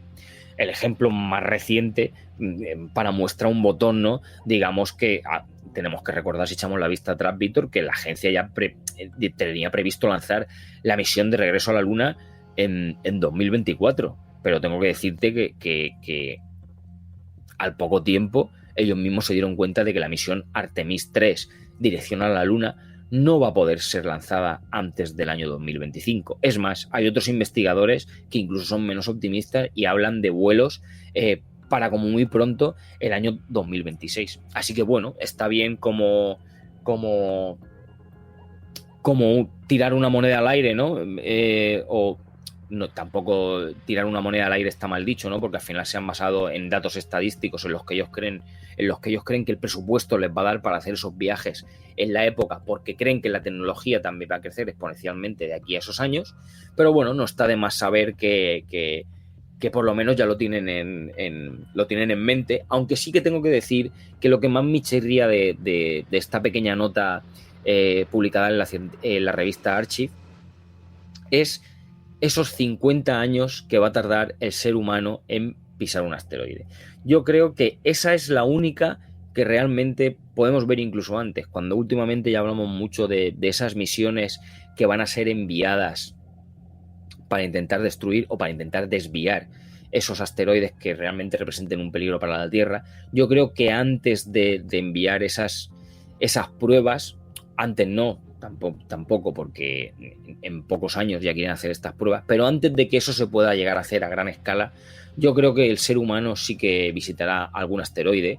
Obviamente que tenemos que coincidir, tenemos que quedar con el asteroide en fecha y hora porque tiene que estar cercano, pero yo creo que es la única misión en la que a lo mejor podríamos ir un poco más cercanos. Por lo demás, pues ya te has dado cuenta, Víctor, hablamos de misiones de aquí a 100 años o 95, con lo cual como muchas veces hablamos, tú y yo vamos a estar aquí para contarlo y esperemos que no se hayan equivocado y no se vayan mucho más lejos.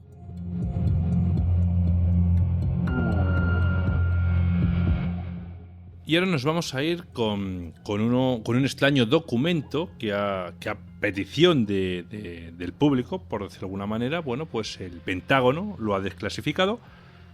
Y bueno, pues contiene ciertas cosas que son un poco chocantes y bueno, difíciles yo creo que de creer, ¿no? Pero bueno, cuéntanos, Javier, mejor tú, que tú estás más puesto en esta noticia. Sí, bueno, yo me he leído la parte que se ha revelado del documento, pero vamos, yo estoy muchísimo más sorprendido que tú, y ahora cuando te lo cuente verás cómo vas a venirte a este lado de la barrera.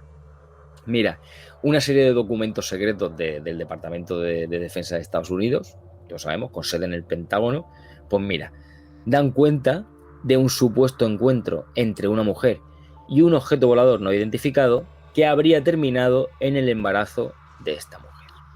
Sí, Víctor ha dicho bien, una mujer embarazada de una entidad extraterrestre, de un alienígena, llamémoslo como sea, ¿no? Uh-huh. Los documentos que han sido difundidos por la Agencia de Inteligencia de Defensa, tras esa solicitud de la prensa, ¿no?, por el derecho de la información, están, digamos, el título del caso es algo así como efectos de campo agudos y subagudos anómalos en tejidos humanos y biológicos. En el recuento en general de las partes que de momento nos han dejado ver de la noticia, se habla de una mujer que supuestamente habría tenido un presunto encuentro con extraterrestres tras ser abducida por un ovni, y dicho encuentro habría terminado con el embarazo de la mujer. Además, lo que viene siendo esta noticia viene con algunos otros documentos, y este y otros supuestos 5 hechos registrados se convierten en una amenaza para los intereses de los Estados Unidos, y esto lo entrecomillo porque viene puesto literal, ¿vale? Y es debido a que las personas que cuentan sus experiencias y que están recogidos en estos informes en el Pentágono tienen ciertas heridas debido a, y entrecomillo otra vez porque cito textual, exposiciones a vehículos anómalos, especialmente en el aire y cuando están muy cerca. Se han informado con precisión suficientes incidentes y accidentes y se han adquirido datos médicos como para respaldar la hipótesis de que algunos sistemas avanzados ya están desplegados y son opacos para la comprensión total de Estados Unidos. Esto es lo que detalla el documento. Y tengo que decir, Víctor, que el informe, sin embargo, y como vosotros estaréis pensando, nuestros amigos oyentes, y tú, no dice nada de cómo habría quedado embarazada la mujer, ni cuál es su estado de salud, ni cuál es el paradero de ese supuesto hijo. De momento, nos vamos a quedar con las ganas de saberlo.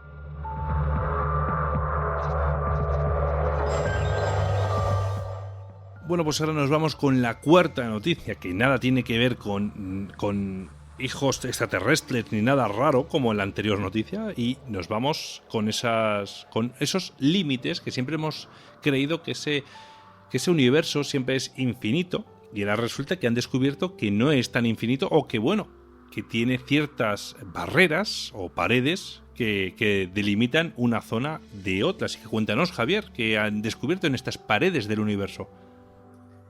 Mira, yo creo, Víctor, que no hay nada como para empezar esta noticia, parafrasear a Einstein. Tú sabes lo que dijo Einstein una vez: solo hay 2 cosas infinitas, el universo y la estupidez humana, y no estoy tan seguro de la primera. Pues parece que Einstein no iba tan mal encaminado, ¿no? Así que, aunque el universo sea infinito, los científicos ya comienzan a postular que puede haber cierto tipo de paredes invisibles. Explico.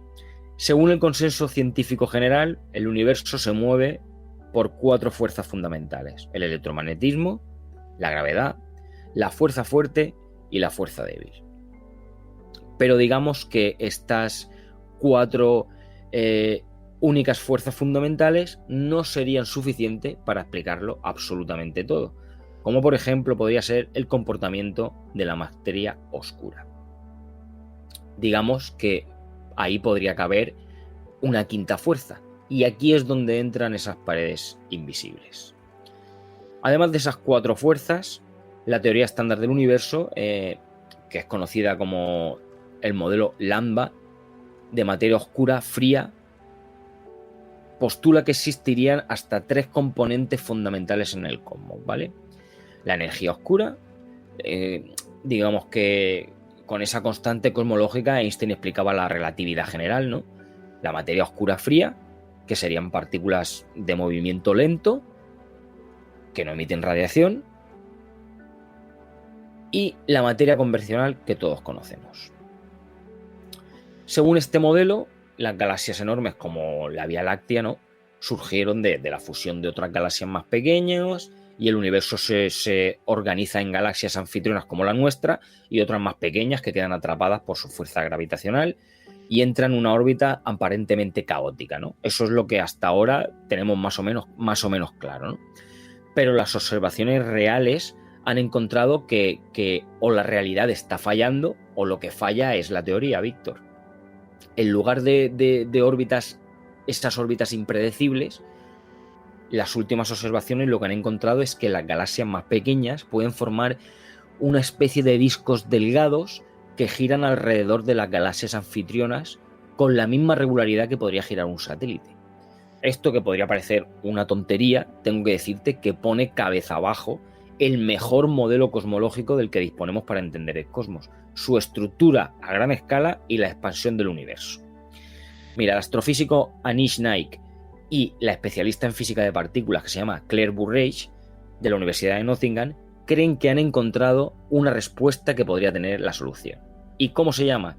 La respuesta se llama simetrones. De hecho, si alguien quiere echarle un vistazo al estudio completo, se puede leer el desarrollo técnico en el artículo que se publicó en la revista Archive a comienzos del mes de mayo y que actualmente, hoy en día, está en vías de verificación.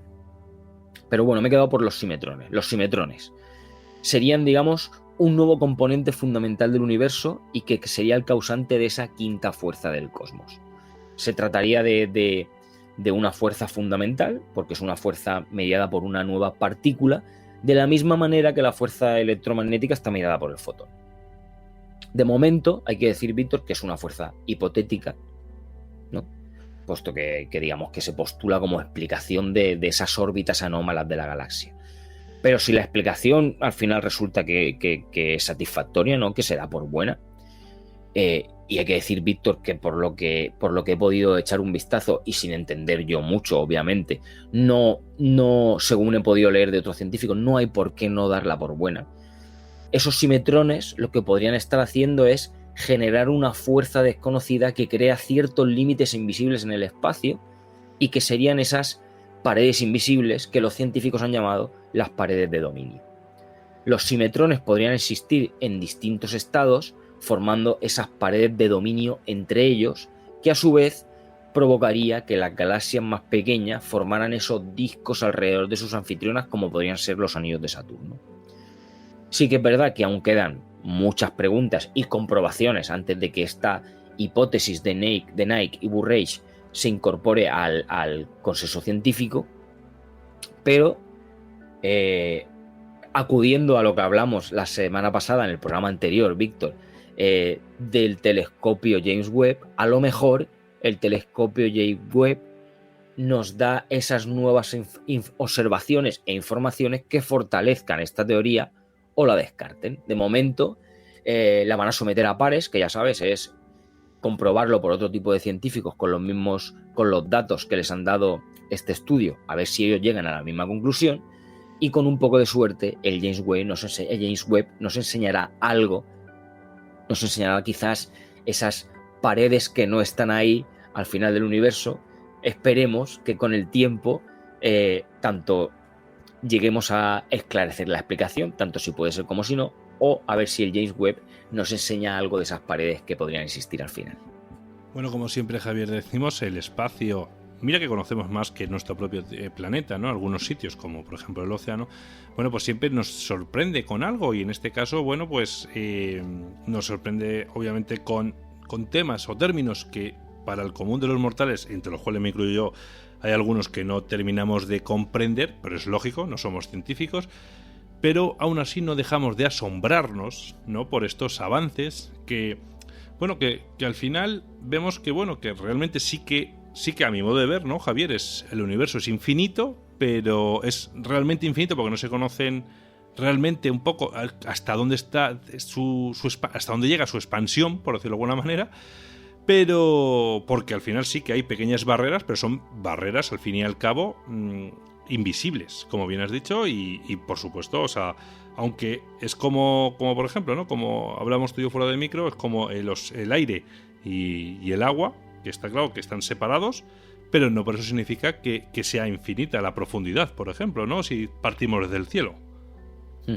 Correcto, claro, lo único que pasa es que, pues, como bien has dicho, al final vamos descubriendo más cosas, vamos sabiendo más, y esto lo que una vez más lo que hace es volver a tirarnos los palos del sombrajo cada vez que damos algo por sentado con teorías que ya tenemos más que asumidas, ¿no? Es lógico que si te dicen, bueno, pues el universo es infinito, se sobreentiende que obviamente es infinito porque no se conoce, obviamente, su fin, ¿no? No porque realmente sea infinito, sino porque no hemos llegado, no tenemos esa capacidad todavía de llegar, y de hecho, mira, intentamos llegar a ese final y resulta que hay más todavía, más allá de ese infinito hay más todavía, así que, pero bueno. Claro, además, piensa, Víctor, que cuando hablamos del espacio hemos pasado ya por prácticamente, yo creo que, bueno, al final con el tiempo siempre nos llegará alguna teoría nueva, pero hemos pasado por todas las teorías. Hemos pasado por la teoría de que el Sol nos iba a engullir. Hemos pasado por la teoría de que al final el universo se expande y lo que vamos a morir va a ser de frío. Hemos pasado por la teoría de que al final se acercará un agujero negro y nos tragará. Así que una de las pocas cosas que nos faltaba realmente era poder poner esas paredes de dominio al universo. Así es que, bueno, pues ya realmente todo nos sorprende, pero ya casi nada me sorprende. No sé si me explico bien. Totalmente. Bueno, ya sabes, Javier, vive el día a día, disfrútalo, porque no sabemos cuál de todas estas teorías que acabas de mencionar, o alguna más que surja, acabará con la vida en la Tierra. Te aviso que la del Sol sí que está muy bien defendida. Eso sí, ahí sí que te aseguro que ni tú ni yo estaremos aquí, o por lo menos tal y como estamos tú y yo ahora. No lo sé si nos habremos reencarnado dentro, no sé, 800.000 reencarnaciones distintas, si no es una forma de hablar, la de 800.000, porque si no recuerdo mal es dentro de miles de millones de años el Sol explotará y engullirá todo el sistema solar. O sea, fíjate que te digo que ni tú ni yo estaremos aquí de largo, ¿eh? Claro, todo esto siempre y cuando el universo nos haya expandido antes y hayamos muerto congelados. Bueno, venga, vamos a ser pesimistas, Javier. Vamos a ser pesimistas. Vamos a pensar que, bueno, que no sé, veremos a Bruce Willis en algún asteroide o algún cuerpo celeste, ¿no? Explotándolo. No lo sabemos, Javier, es que son tantas las teorías que nos has traído más bien al programa, que ya no sabemos de qué vamos a morir. No, efectivamente, es un peligro continuo y al final, pero bueno, eso está bien no saber qué va a pasar al día siguiente. Javier, descansa mucho y por si acaso duerme todas las horas que puedas, que mañana no sabes qué te va a deparar, así que cuídate mucho y un abrazo. Un abrazo, Víctor.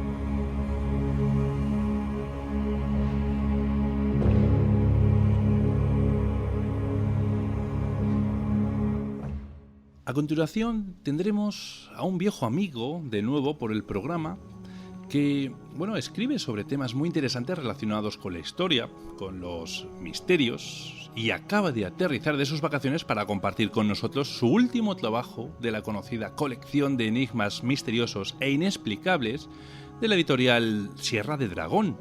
Él es Marcus Polvoranca y le doy la bienvenida nuevamente a Misterioso Universo a la Vez. Así que nada, hola Marcus y bienvenido al programa. Ya se te echaba de menos. Pues sí, yo también a vosotros, la verdad. Siempre es un enorme placer estar con vosotros, echar un rato para hablar de estas cosas que tanto nos interesan. Y nos gustan porque, bueno, los tres temas que has elegido para este último volumen, la verdad que me han encantado. Y bueno, vamos a hablar un poquillo acerca de ellos, si te parece, pero bueno... Marcus, si no me equivoco, esta ya es la tercera o cuarta vez que nos visitas. Marcus, he estado siguiendo de cerca todos tus aportes en las redes sociales desde hace un tiempo y bueno, pues te quiero preguntar, como bien acabo de decir, acabas de aterrizar de tus vacaciones y te pregunto, ¿sabes que las vacaciones son para desconectar? Porque, mira, Marcus, me recuerdas a David Cuevas cuando en una ocasión me comentó que él siempre lleva una grabadora, un lápiz, un papel durante sus vacaciones y me añadió la coletilla de que el misterio nunca descansa. Bueno, en mi caso es exactamente igual. Como es una cosa que no surge por la necesidad, desafortunadamente no me puedo ganar la vida completamente con los libros y con el misterio. Evidentemente es una afición y lo lleva siempre encima, ¿no? Llevar la libreta, los apuntes, la inspiración que puede surgir en cualquier momento, un dato que te puede aparecer en el momento más insospechado, hay que ir siempre preparado, ¿no? En el fondo somos buscadores y allá donde vamos encontramos motivos para tomar notas o para que pueda surgir el hilo de alguna investigación o de algo que pueda interesar. Hay que ir siempre preparado. Yo creo que en general en la vida, si tu pasión es el misterio y la literatura o los libros, siempre tienes que ir preparado allá donde vas. Yo de todas formas suelo seleccionar muy bien los lugares a los que voy y ya de alguna manera no es que me pille de sorpresa, ¿no? Sino que ya voy preparado ante la posibilidad de que puedan surgir motivos de apuntes y de historias. Bueno, mientras en casa no se enfaden por ello, pues mira, lo llevas bien, ¿eh? Entonces, Marcus. Bueno, pues nada, Marcus, hace unas pocas semanas vio la luz el nuevo libro de la colección Enigmas y Misterios Inexplicables, como bien dije, y bueno, este está bajo el sello de la editorial Sierra de Dragón. Bueno, y en él encontramos 3 temas bastante interesantes que abordas. Son los orígenes ibéricos del pueblo judío, la capilla iniciática de Mosén Rubí y el laberinto del rey Silo. Para esta entrevista voy a elegir el tema del laberinto del rey Silos, porque bueno, los otros 2 temas son también súper interesantes, pero es que tengo cierta debilidad por el reino Astur y, bueno, ya sea por sus leyendas o por sus enigmáticos paisajes y enclaves, o por su importante papel en la historia del pasado. Así que, Marcus, ¿qué te parece si nos haces una brevísima introducción sobre quién fue el rey Silos, cuyo mandato solo duró apenas 9 años? Sí, bueno, el rey Silo forma parte de los legendarios monarcas del reino de Asturias, que comienza, como todos sabemos, con la batalla de Covadonga y el rey Pelayo. El rey Silo fue uno de esos primeros reyes de aquel corto reino, aquel pequeño reino, además también en lo territorial. Y bueno, es curioso porque forma parte de una trilogía de reyes que dentro de la línea general de reyes de Asturias no están demasiado bien considerados por la propia historiografía y las leyendas. Son los conocidos como reyes holgazanes, porque bueno, según la historiografía, las crónicas, que siempre hay que tomar con un poco de... Bueno, no hay que tomarlas demasiado... Yo por lo menos no me las tomaría demasiado en serio, porque aunque sean las únicas crónicas que existen, fueron redactadas mucho tiempo después y bueno, todos sabemos que la historia, la crónica en general es algo muy goloso para el poder, ¿no? Es un elemento fundamental para los que quieren dominar, y también en aquellos tiempos, ¿no? En la Alta Edad Media. A estos 3 reyes, como digo, el rey Silo, el rey Mauregato y el rey Aurelio, se les considera holgazanes porque dentro de esa cronología de reyes fueron reyes que no batallaron demasiado, y al contrario de lo que se supone que hicieron los demás, que fue pelear contra los musulmanes y ganar territorios.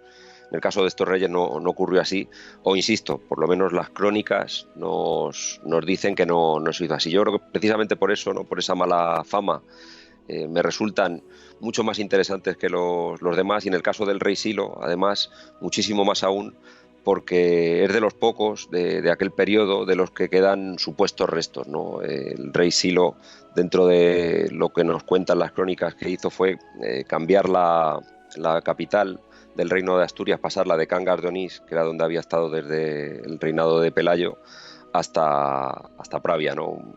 Más alejada hacia el oriente asturiano, y quedan algunos restos arqueológicos, entre ellos la iglesia de Santianes de Pravia, aunque bueno, ha sido a lo largo del tiempo ha sufrido diferentes obras de restauración y prácticamente no queda nada de lo que pudo haber sido en su origen, y sobre todo la lápida del rey Silo, de la cual queda apenas un fragmento, pero bueno, que como entenderás es un objeto que a mí por lo menos me interesa mucho. Bueno, a mí y a mucha gente a lo largo del tiempo le ha interesado bastante por sus connotaciones mágicas y por el misterio que la rodea, por lo que puede significar, y porque de hecho, bueno, aunque solo sea a nivel arqueológico, es un objeto muy interesante por ser de lo poco que queda del reino de Asturias, lo poco que nos queda material de aquel periodo.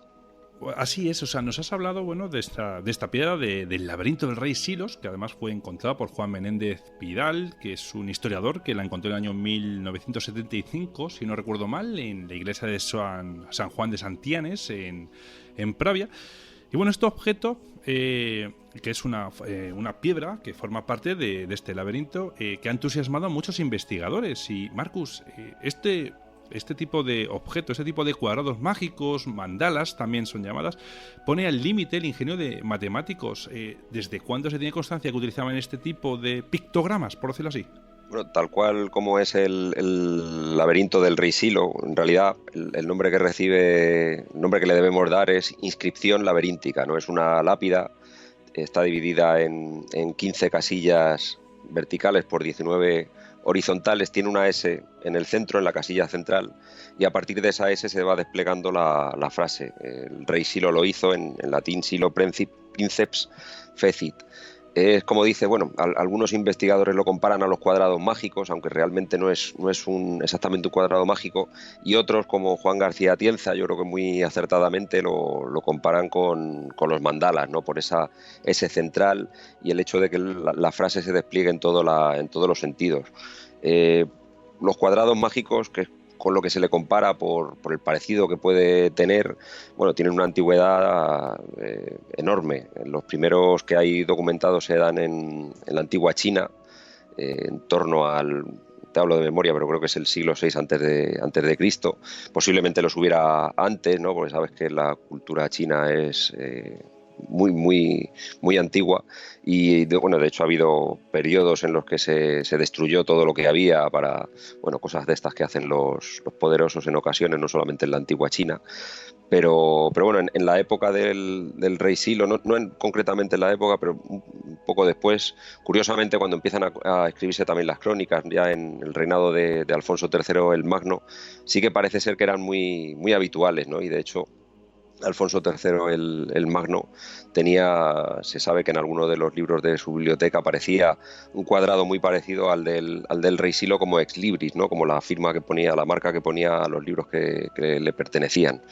El laberinto del rey Silo, como digo, hay autores que lo comparan con un mandala, otros con un cuadrado mágico, no tanto porque se parezca a un cuadrado, o sea, no tanto porque sea exactamente un cuadrado mágico, pero sí por el sentido que algunos matemáticos le han dado a la disposición de las letras y bueno, números que se repiten dentro de esa composición, ¿no? Aunque esté compuesto por letras, el número que ocupa cada letra en la casilla o el número de veces que se repite una letra, todo eso tiene sus relaciones matemáticas y de ahí que se le haya comparado también con un cuadrado mágico. Es en cualquier caso un objeto fascinante y que bueno, ahí está para resolver el enigma que yo no lo he conseguido todavía tampoco resolver, pero yo creo que va por ahí un poco, ¿no? Por el tema de los mandalas, de los cuadrados mágicos, un objeto que no estaba puesto allí por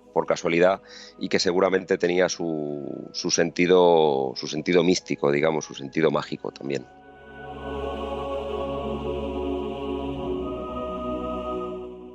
En este capítulo también nos hablas de personas muy importantes como Salvador Dalí, Juan Herrera o Ramón Llull.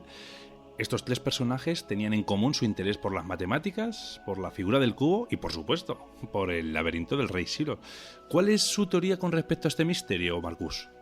Sí, bueno, Salvador Dalí estuvo bastante obsesionado con el laberinto del rey Silo y con una interpretación que habían dado algunos esoteristas al laberinto, que es un poco complicada, ¿no? Sobre todo por intentar expresarlo con palabras y porque puede ser complicado verlo, pero el hecho de que el laberinto del rey Silo tenga esa disposición con un punto central, la S central, y a partir de esa S central se despliegue la frase en todas direcciones, recuerda de alguna manera al concepto que tenían del cubo, ¿no? Como un concepto no solamente geométrico, la figura del cubo, quiero decir, no solamente como un concepto geométrico, sino también filosófico y de representación de la divinidad, ¿no? Un concepto que es también pitagórico, que es el hecho de que la realidad, bueno, la creación se despliega también a partir de un punto central, una especie de lo que podríamos llamar Dios, y a partir de ese punto, en base a una serie de reglas geométricas, igual que ocurre en la naturaleza, se va desplegando la realidad, la creación, y no se queda en el cubo, ¿no? Sino que quienes apuestan por esa idea hablan también de los hipercubos como una forma de traspasar lo que es la realidad que podemos percibir a través de los sentidos y pasar a otra dimensión, ¿no? Una especie de metáfora. Y algunos, como digo, han creído ver en el laberinto del rey Silo una forma de expresar también esos conceptos que están grabados en el cubo. Dalí, de hecho, tiene un cuadro de 1960 que hace referencia a un tratado que escribió Juan de Herrera, que es el arquitecto que terminó de construir el Escorial, que por cierto es un edificio que también está basado en el cubo y bueno, la idea del cubo tiene mucha importancia en su desarrollo, por lo menos teórico. pues pintó un cuadro que está dedicado a ese discurso de la figura cúbica, que es como se titula el tratado de Juan de Herrera, que a su vez en el cuadro aparece el laberinto del rey Silo, formando un cubo en el que cada cara del cubo aparece la representación del laberinto del rey Silo, y de alguna manera Dalí pone en contacto esos dos objetos, ¿no? En realidad ese concepto con el laberinto, posiblemente no como una idea original suya, pero yo apunto a que podría ser una idea esotérica que formaba parte de las ideas de ciertos círculos de poder con los que Dalí seguramente tuvo algún tipo de contacto. Y para terminar, me gustaría que nos contases, ¿no? Que nos hablases de, bueno, por qué en este caso el rey Silo se eligió para guardar este tipo de piedras, este tipo de enigma, la iglesia de San Juan de Santianés de Pravia, porque bueno, eligió pasar la ciudad principal de Asturias, la capital de Cangas de Onís, hasta Pravia, pero bueno, me gustaría saber si fue casual o no el que eligiera esta iglesia, o por algún tema en particular. Bueno, no se sabe, porque todo lo que rodea el reino de Asturias es un auténtico misterio. Lo único que sabemos de ellos es lo que nos ha llegado a través de crónicas que se redactaron ya en época de Alfonso III el Magno, bastante tiempo después, y no se sabe en realidad, ¿no? Las crónicas simplemente aluden a este cambio de capital. Se sabe que posiblemente hubo allí una capital porque quedan precisamente estos restos, aunque bueno, también siempre se puede poner en duda. Yo de hecho apunto a una teoría en este artículo que he escrito sobre el rey Silo, y bueno, no la voy a desvelar, la voy a dejar para que el que se anime a leerlo la descubra leyéndolo, pero bueno, básicamente que hay dentro de esas crónicas y dentro de ese relato hay posiblemente muchas mentiras interesadas que tienen mucho que ver con la mala fama que tuvo el rey Silo, que se le intentó dar al rey Silo y a esos llamados reyes holgazanes, ¿no? El motivo, como digo, no se especifica en las crónicas. Los historiadores hablan de que posiblemente, bueno, como Pravia está muy cerca de la ría del Nalón, podía ser un lugar de contacto con el mar, ¿no? No se sabe, realmente no es algo que navega dentro del misterio, y que posiblemente nunca se llegue a saber. Este enigmático pictograma nos va a llevar hasta lugares como Gran Bretaña, pero eso solo lo vamos a poder descubrir lo que ocurre allí a través del último volumen de Enigmas misteriosos e inexplicables de Marcus Polvoranca. Marcus, de una forma muy breve, cuéntanos qué podemos encontrar acerca de los orígenes ibéricos del pueblo judío y la capilla iniciática de Mosén Rubí, que son otros de los temas que abordas en este libro. Sí, son dos artículos que acompañan el artículo más importante, que es el del rey Silo. En el caso del primero que mencionaba, los orígenes ibéricos del pueblo judío, es un tema que llevaba tiempo pensando escribir algo sobre ello, porque me parece un tema fascinante. Es un libro, bueno, habla sobre un libro de un autor lituano que se llama Liubik Miloš, que era un poeta, pero también un polígrafo, ¿no? Se interesaba por multitud de temas, y uno de los temas que le interesaron mucho y que además fue pionero en ese asunto, un tanto excéntrico, hay que reconocerlo, era la teoría de que los orígenes del pueblo judío estaban en la península ibérica, ¿no? Y él lo hacía a través del euskera, que él consideraba que era posiblemente la lengua de los antiguos habitantes de la península ibérica. A través de diversas palabras que eran comparables con el hebreo, apuntaba esta posibilidad, que luego con el tiempo ha sido retomada por otros autores. Cierto es que nadie les ha hecho mucho caso, pero a mí personalmente me parece una teoría fascinante y que para mí tiene mucho interés, ¿no? Una teoría bastante bonita.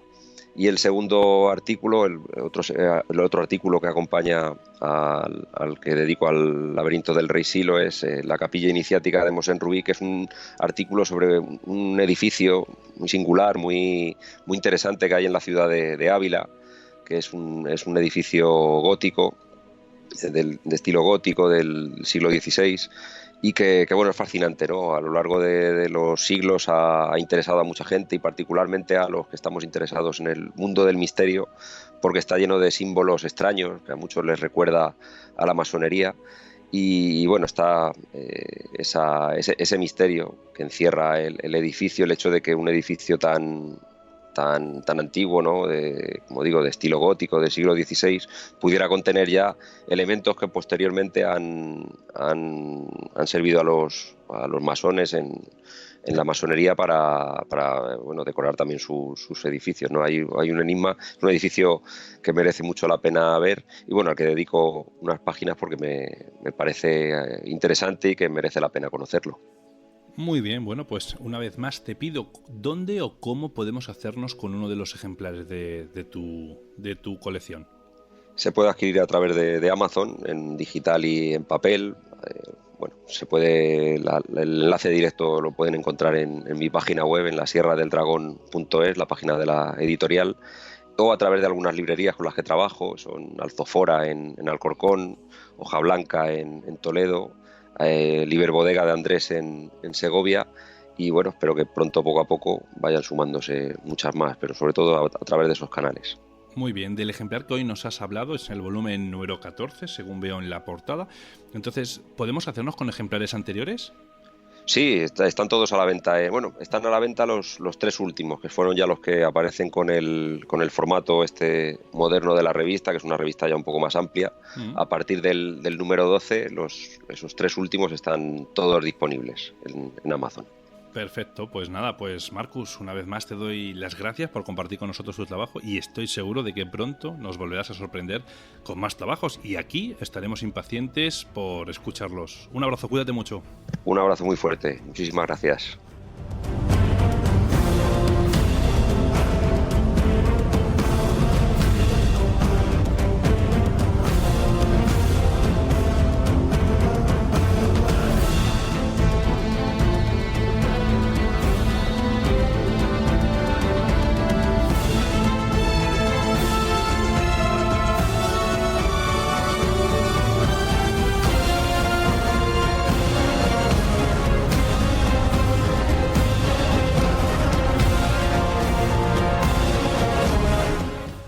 Querido amigo o amiga que estás al otro lado del micrófono, he de decirte que la aventura del misterio que hoy te hemos traído ha terminado, ha llegado a su fin, a su última parada.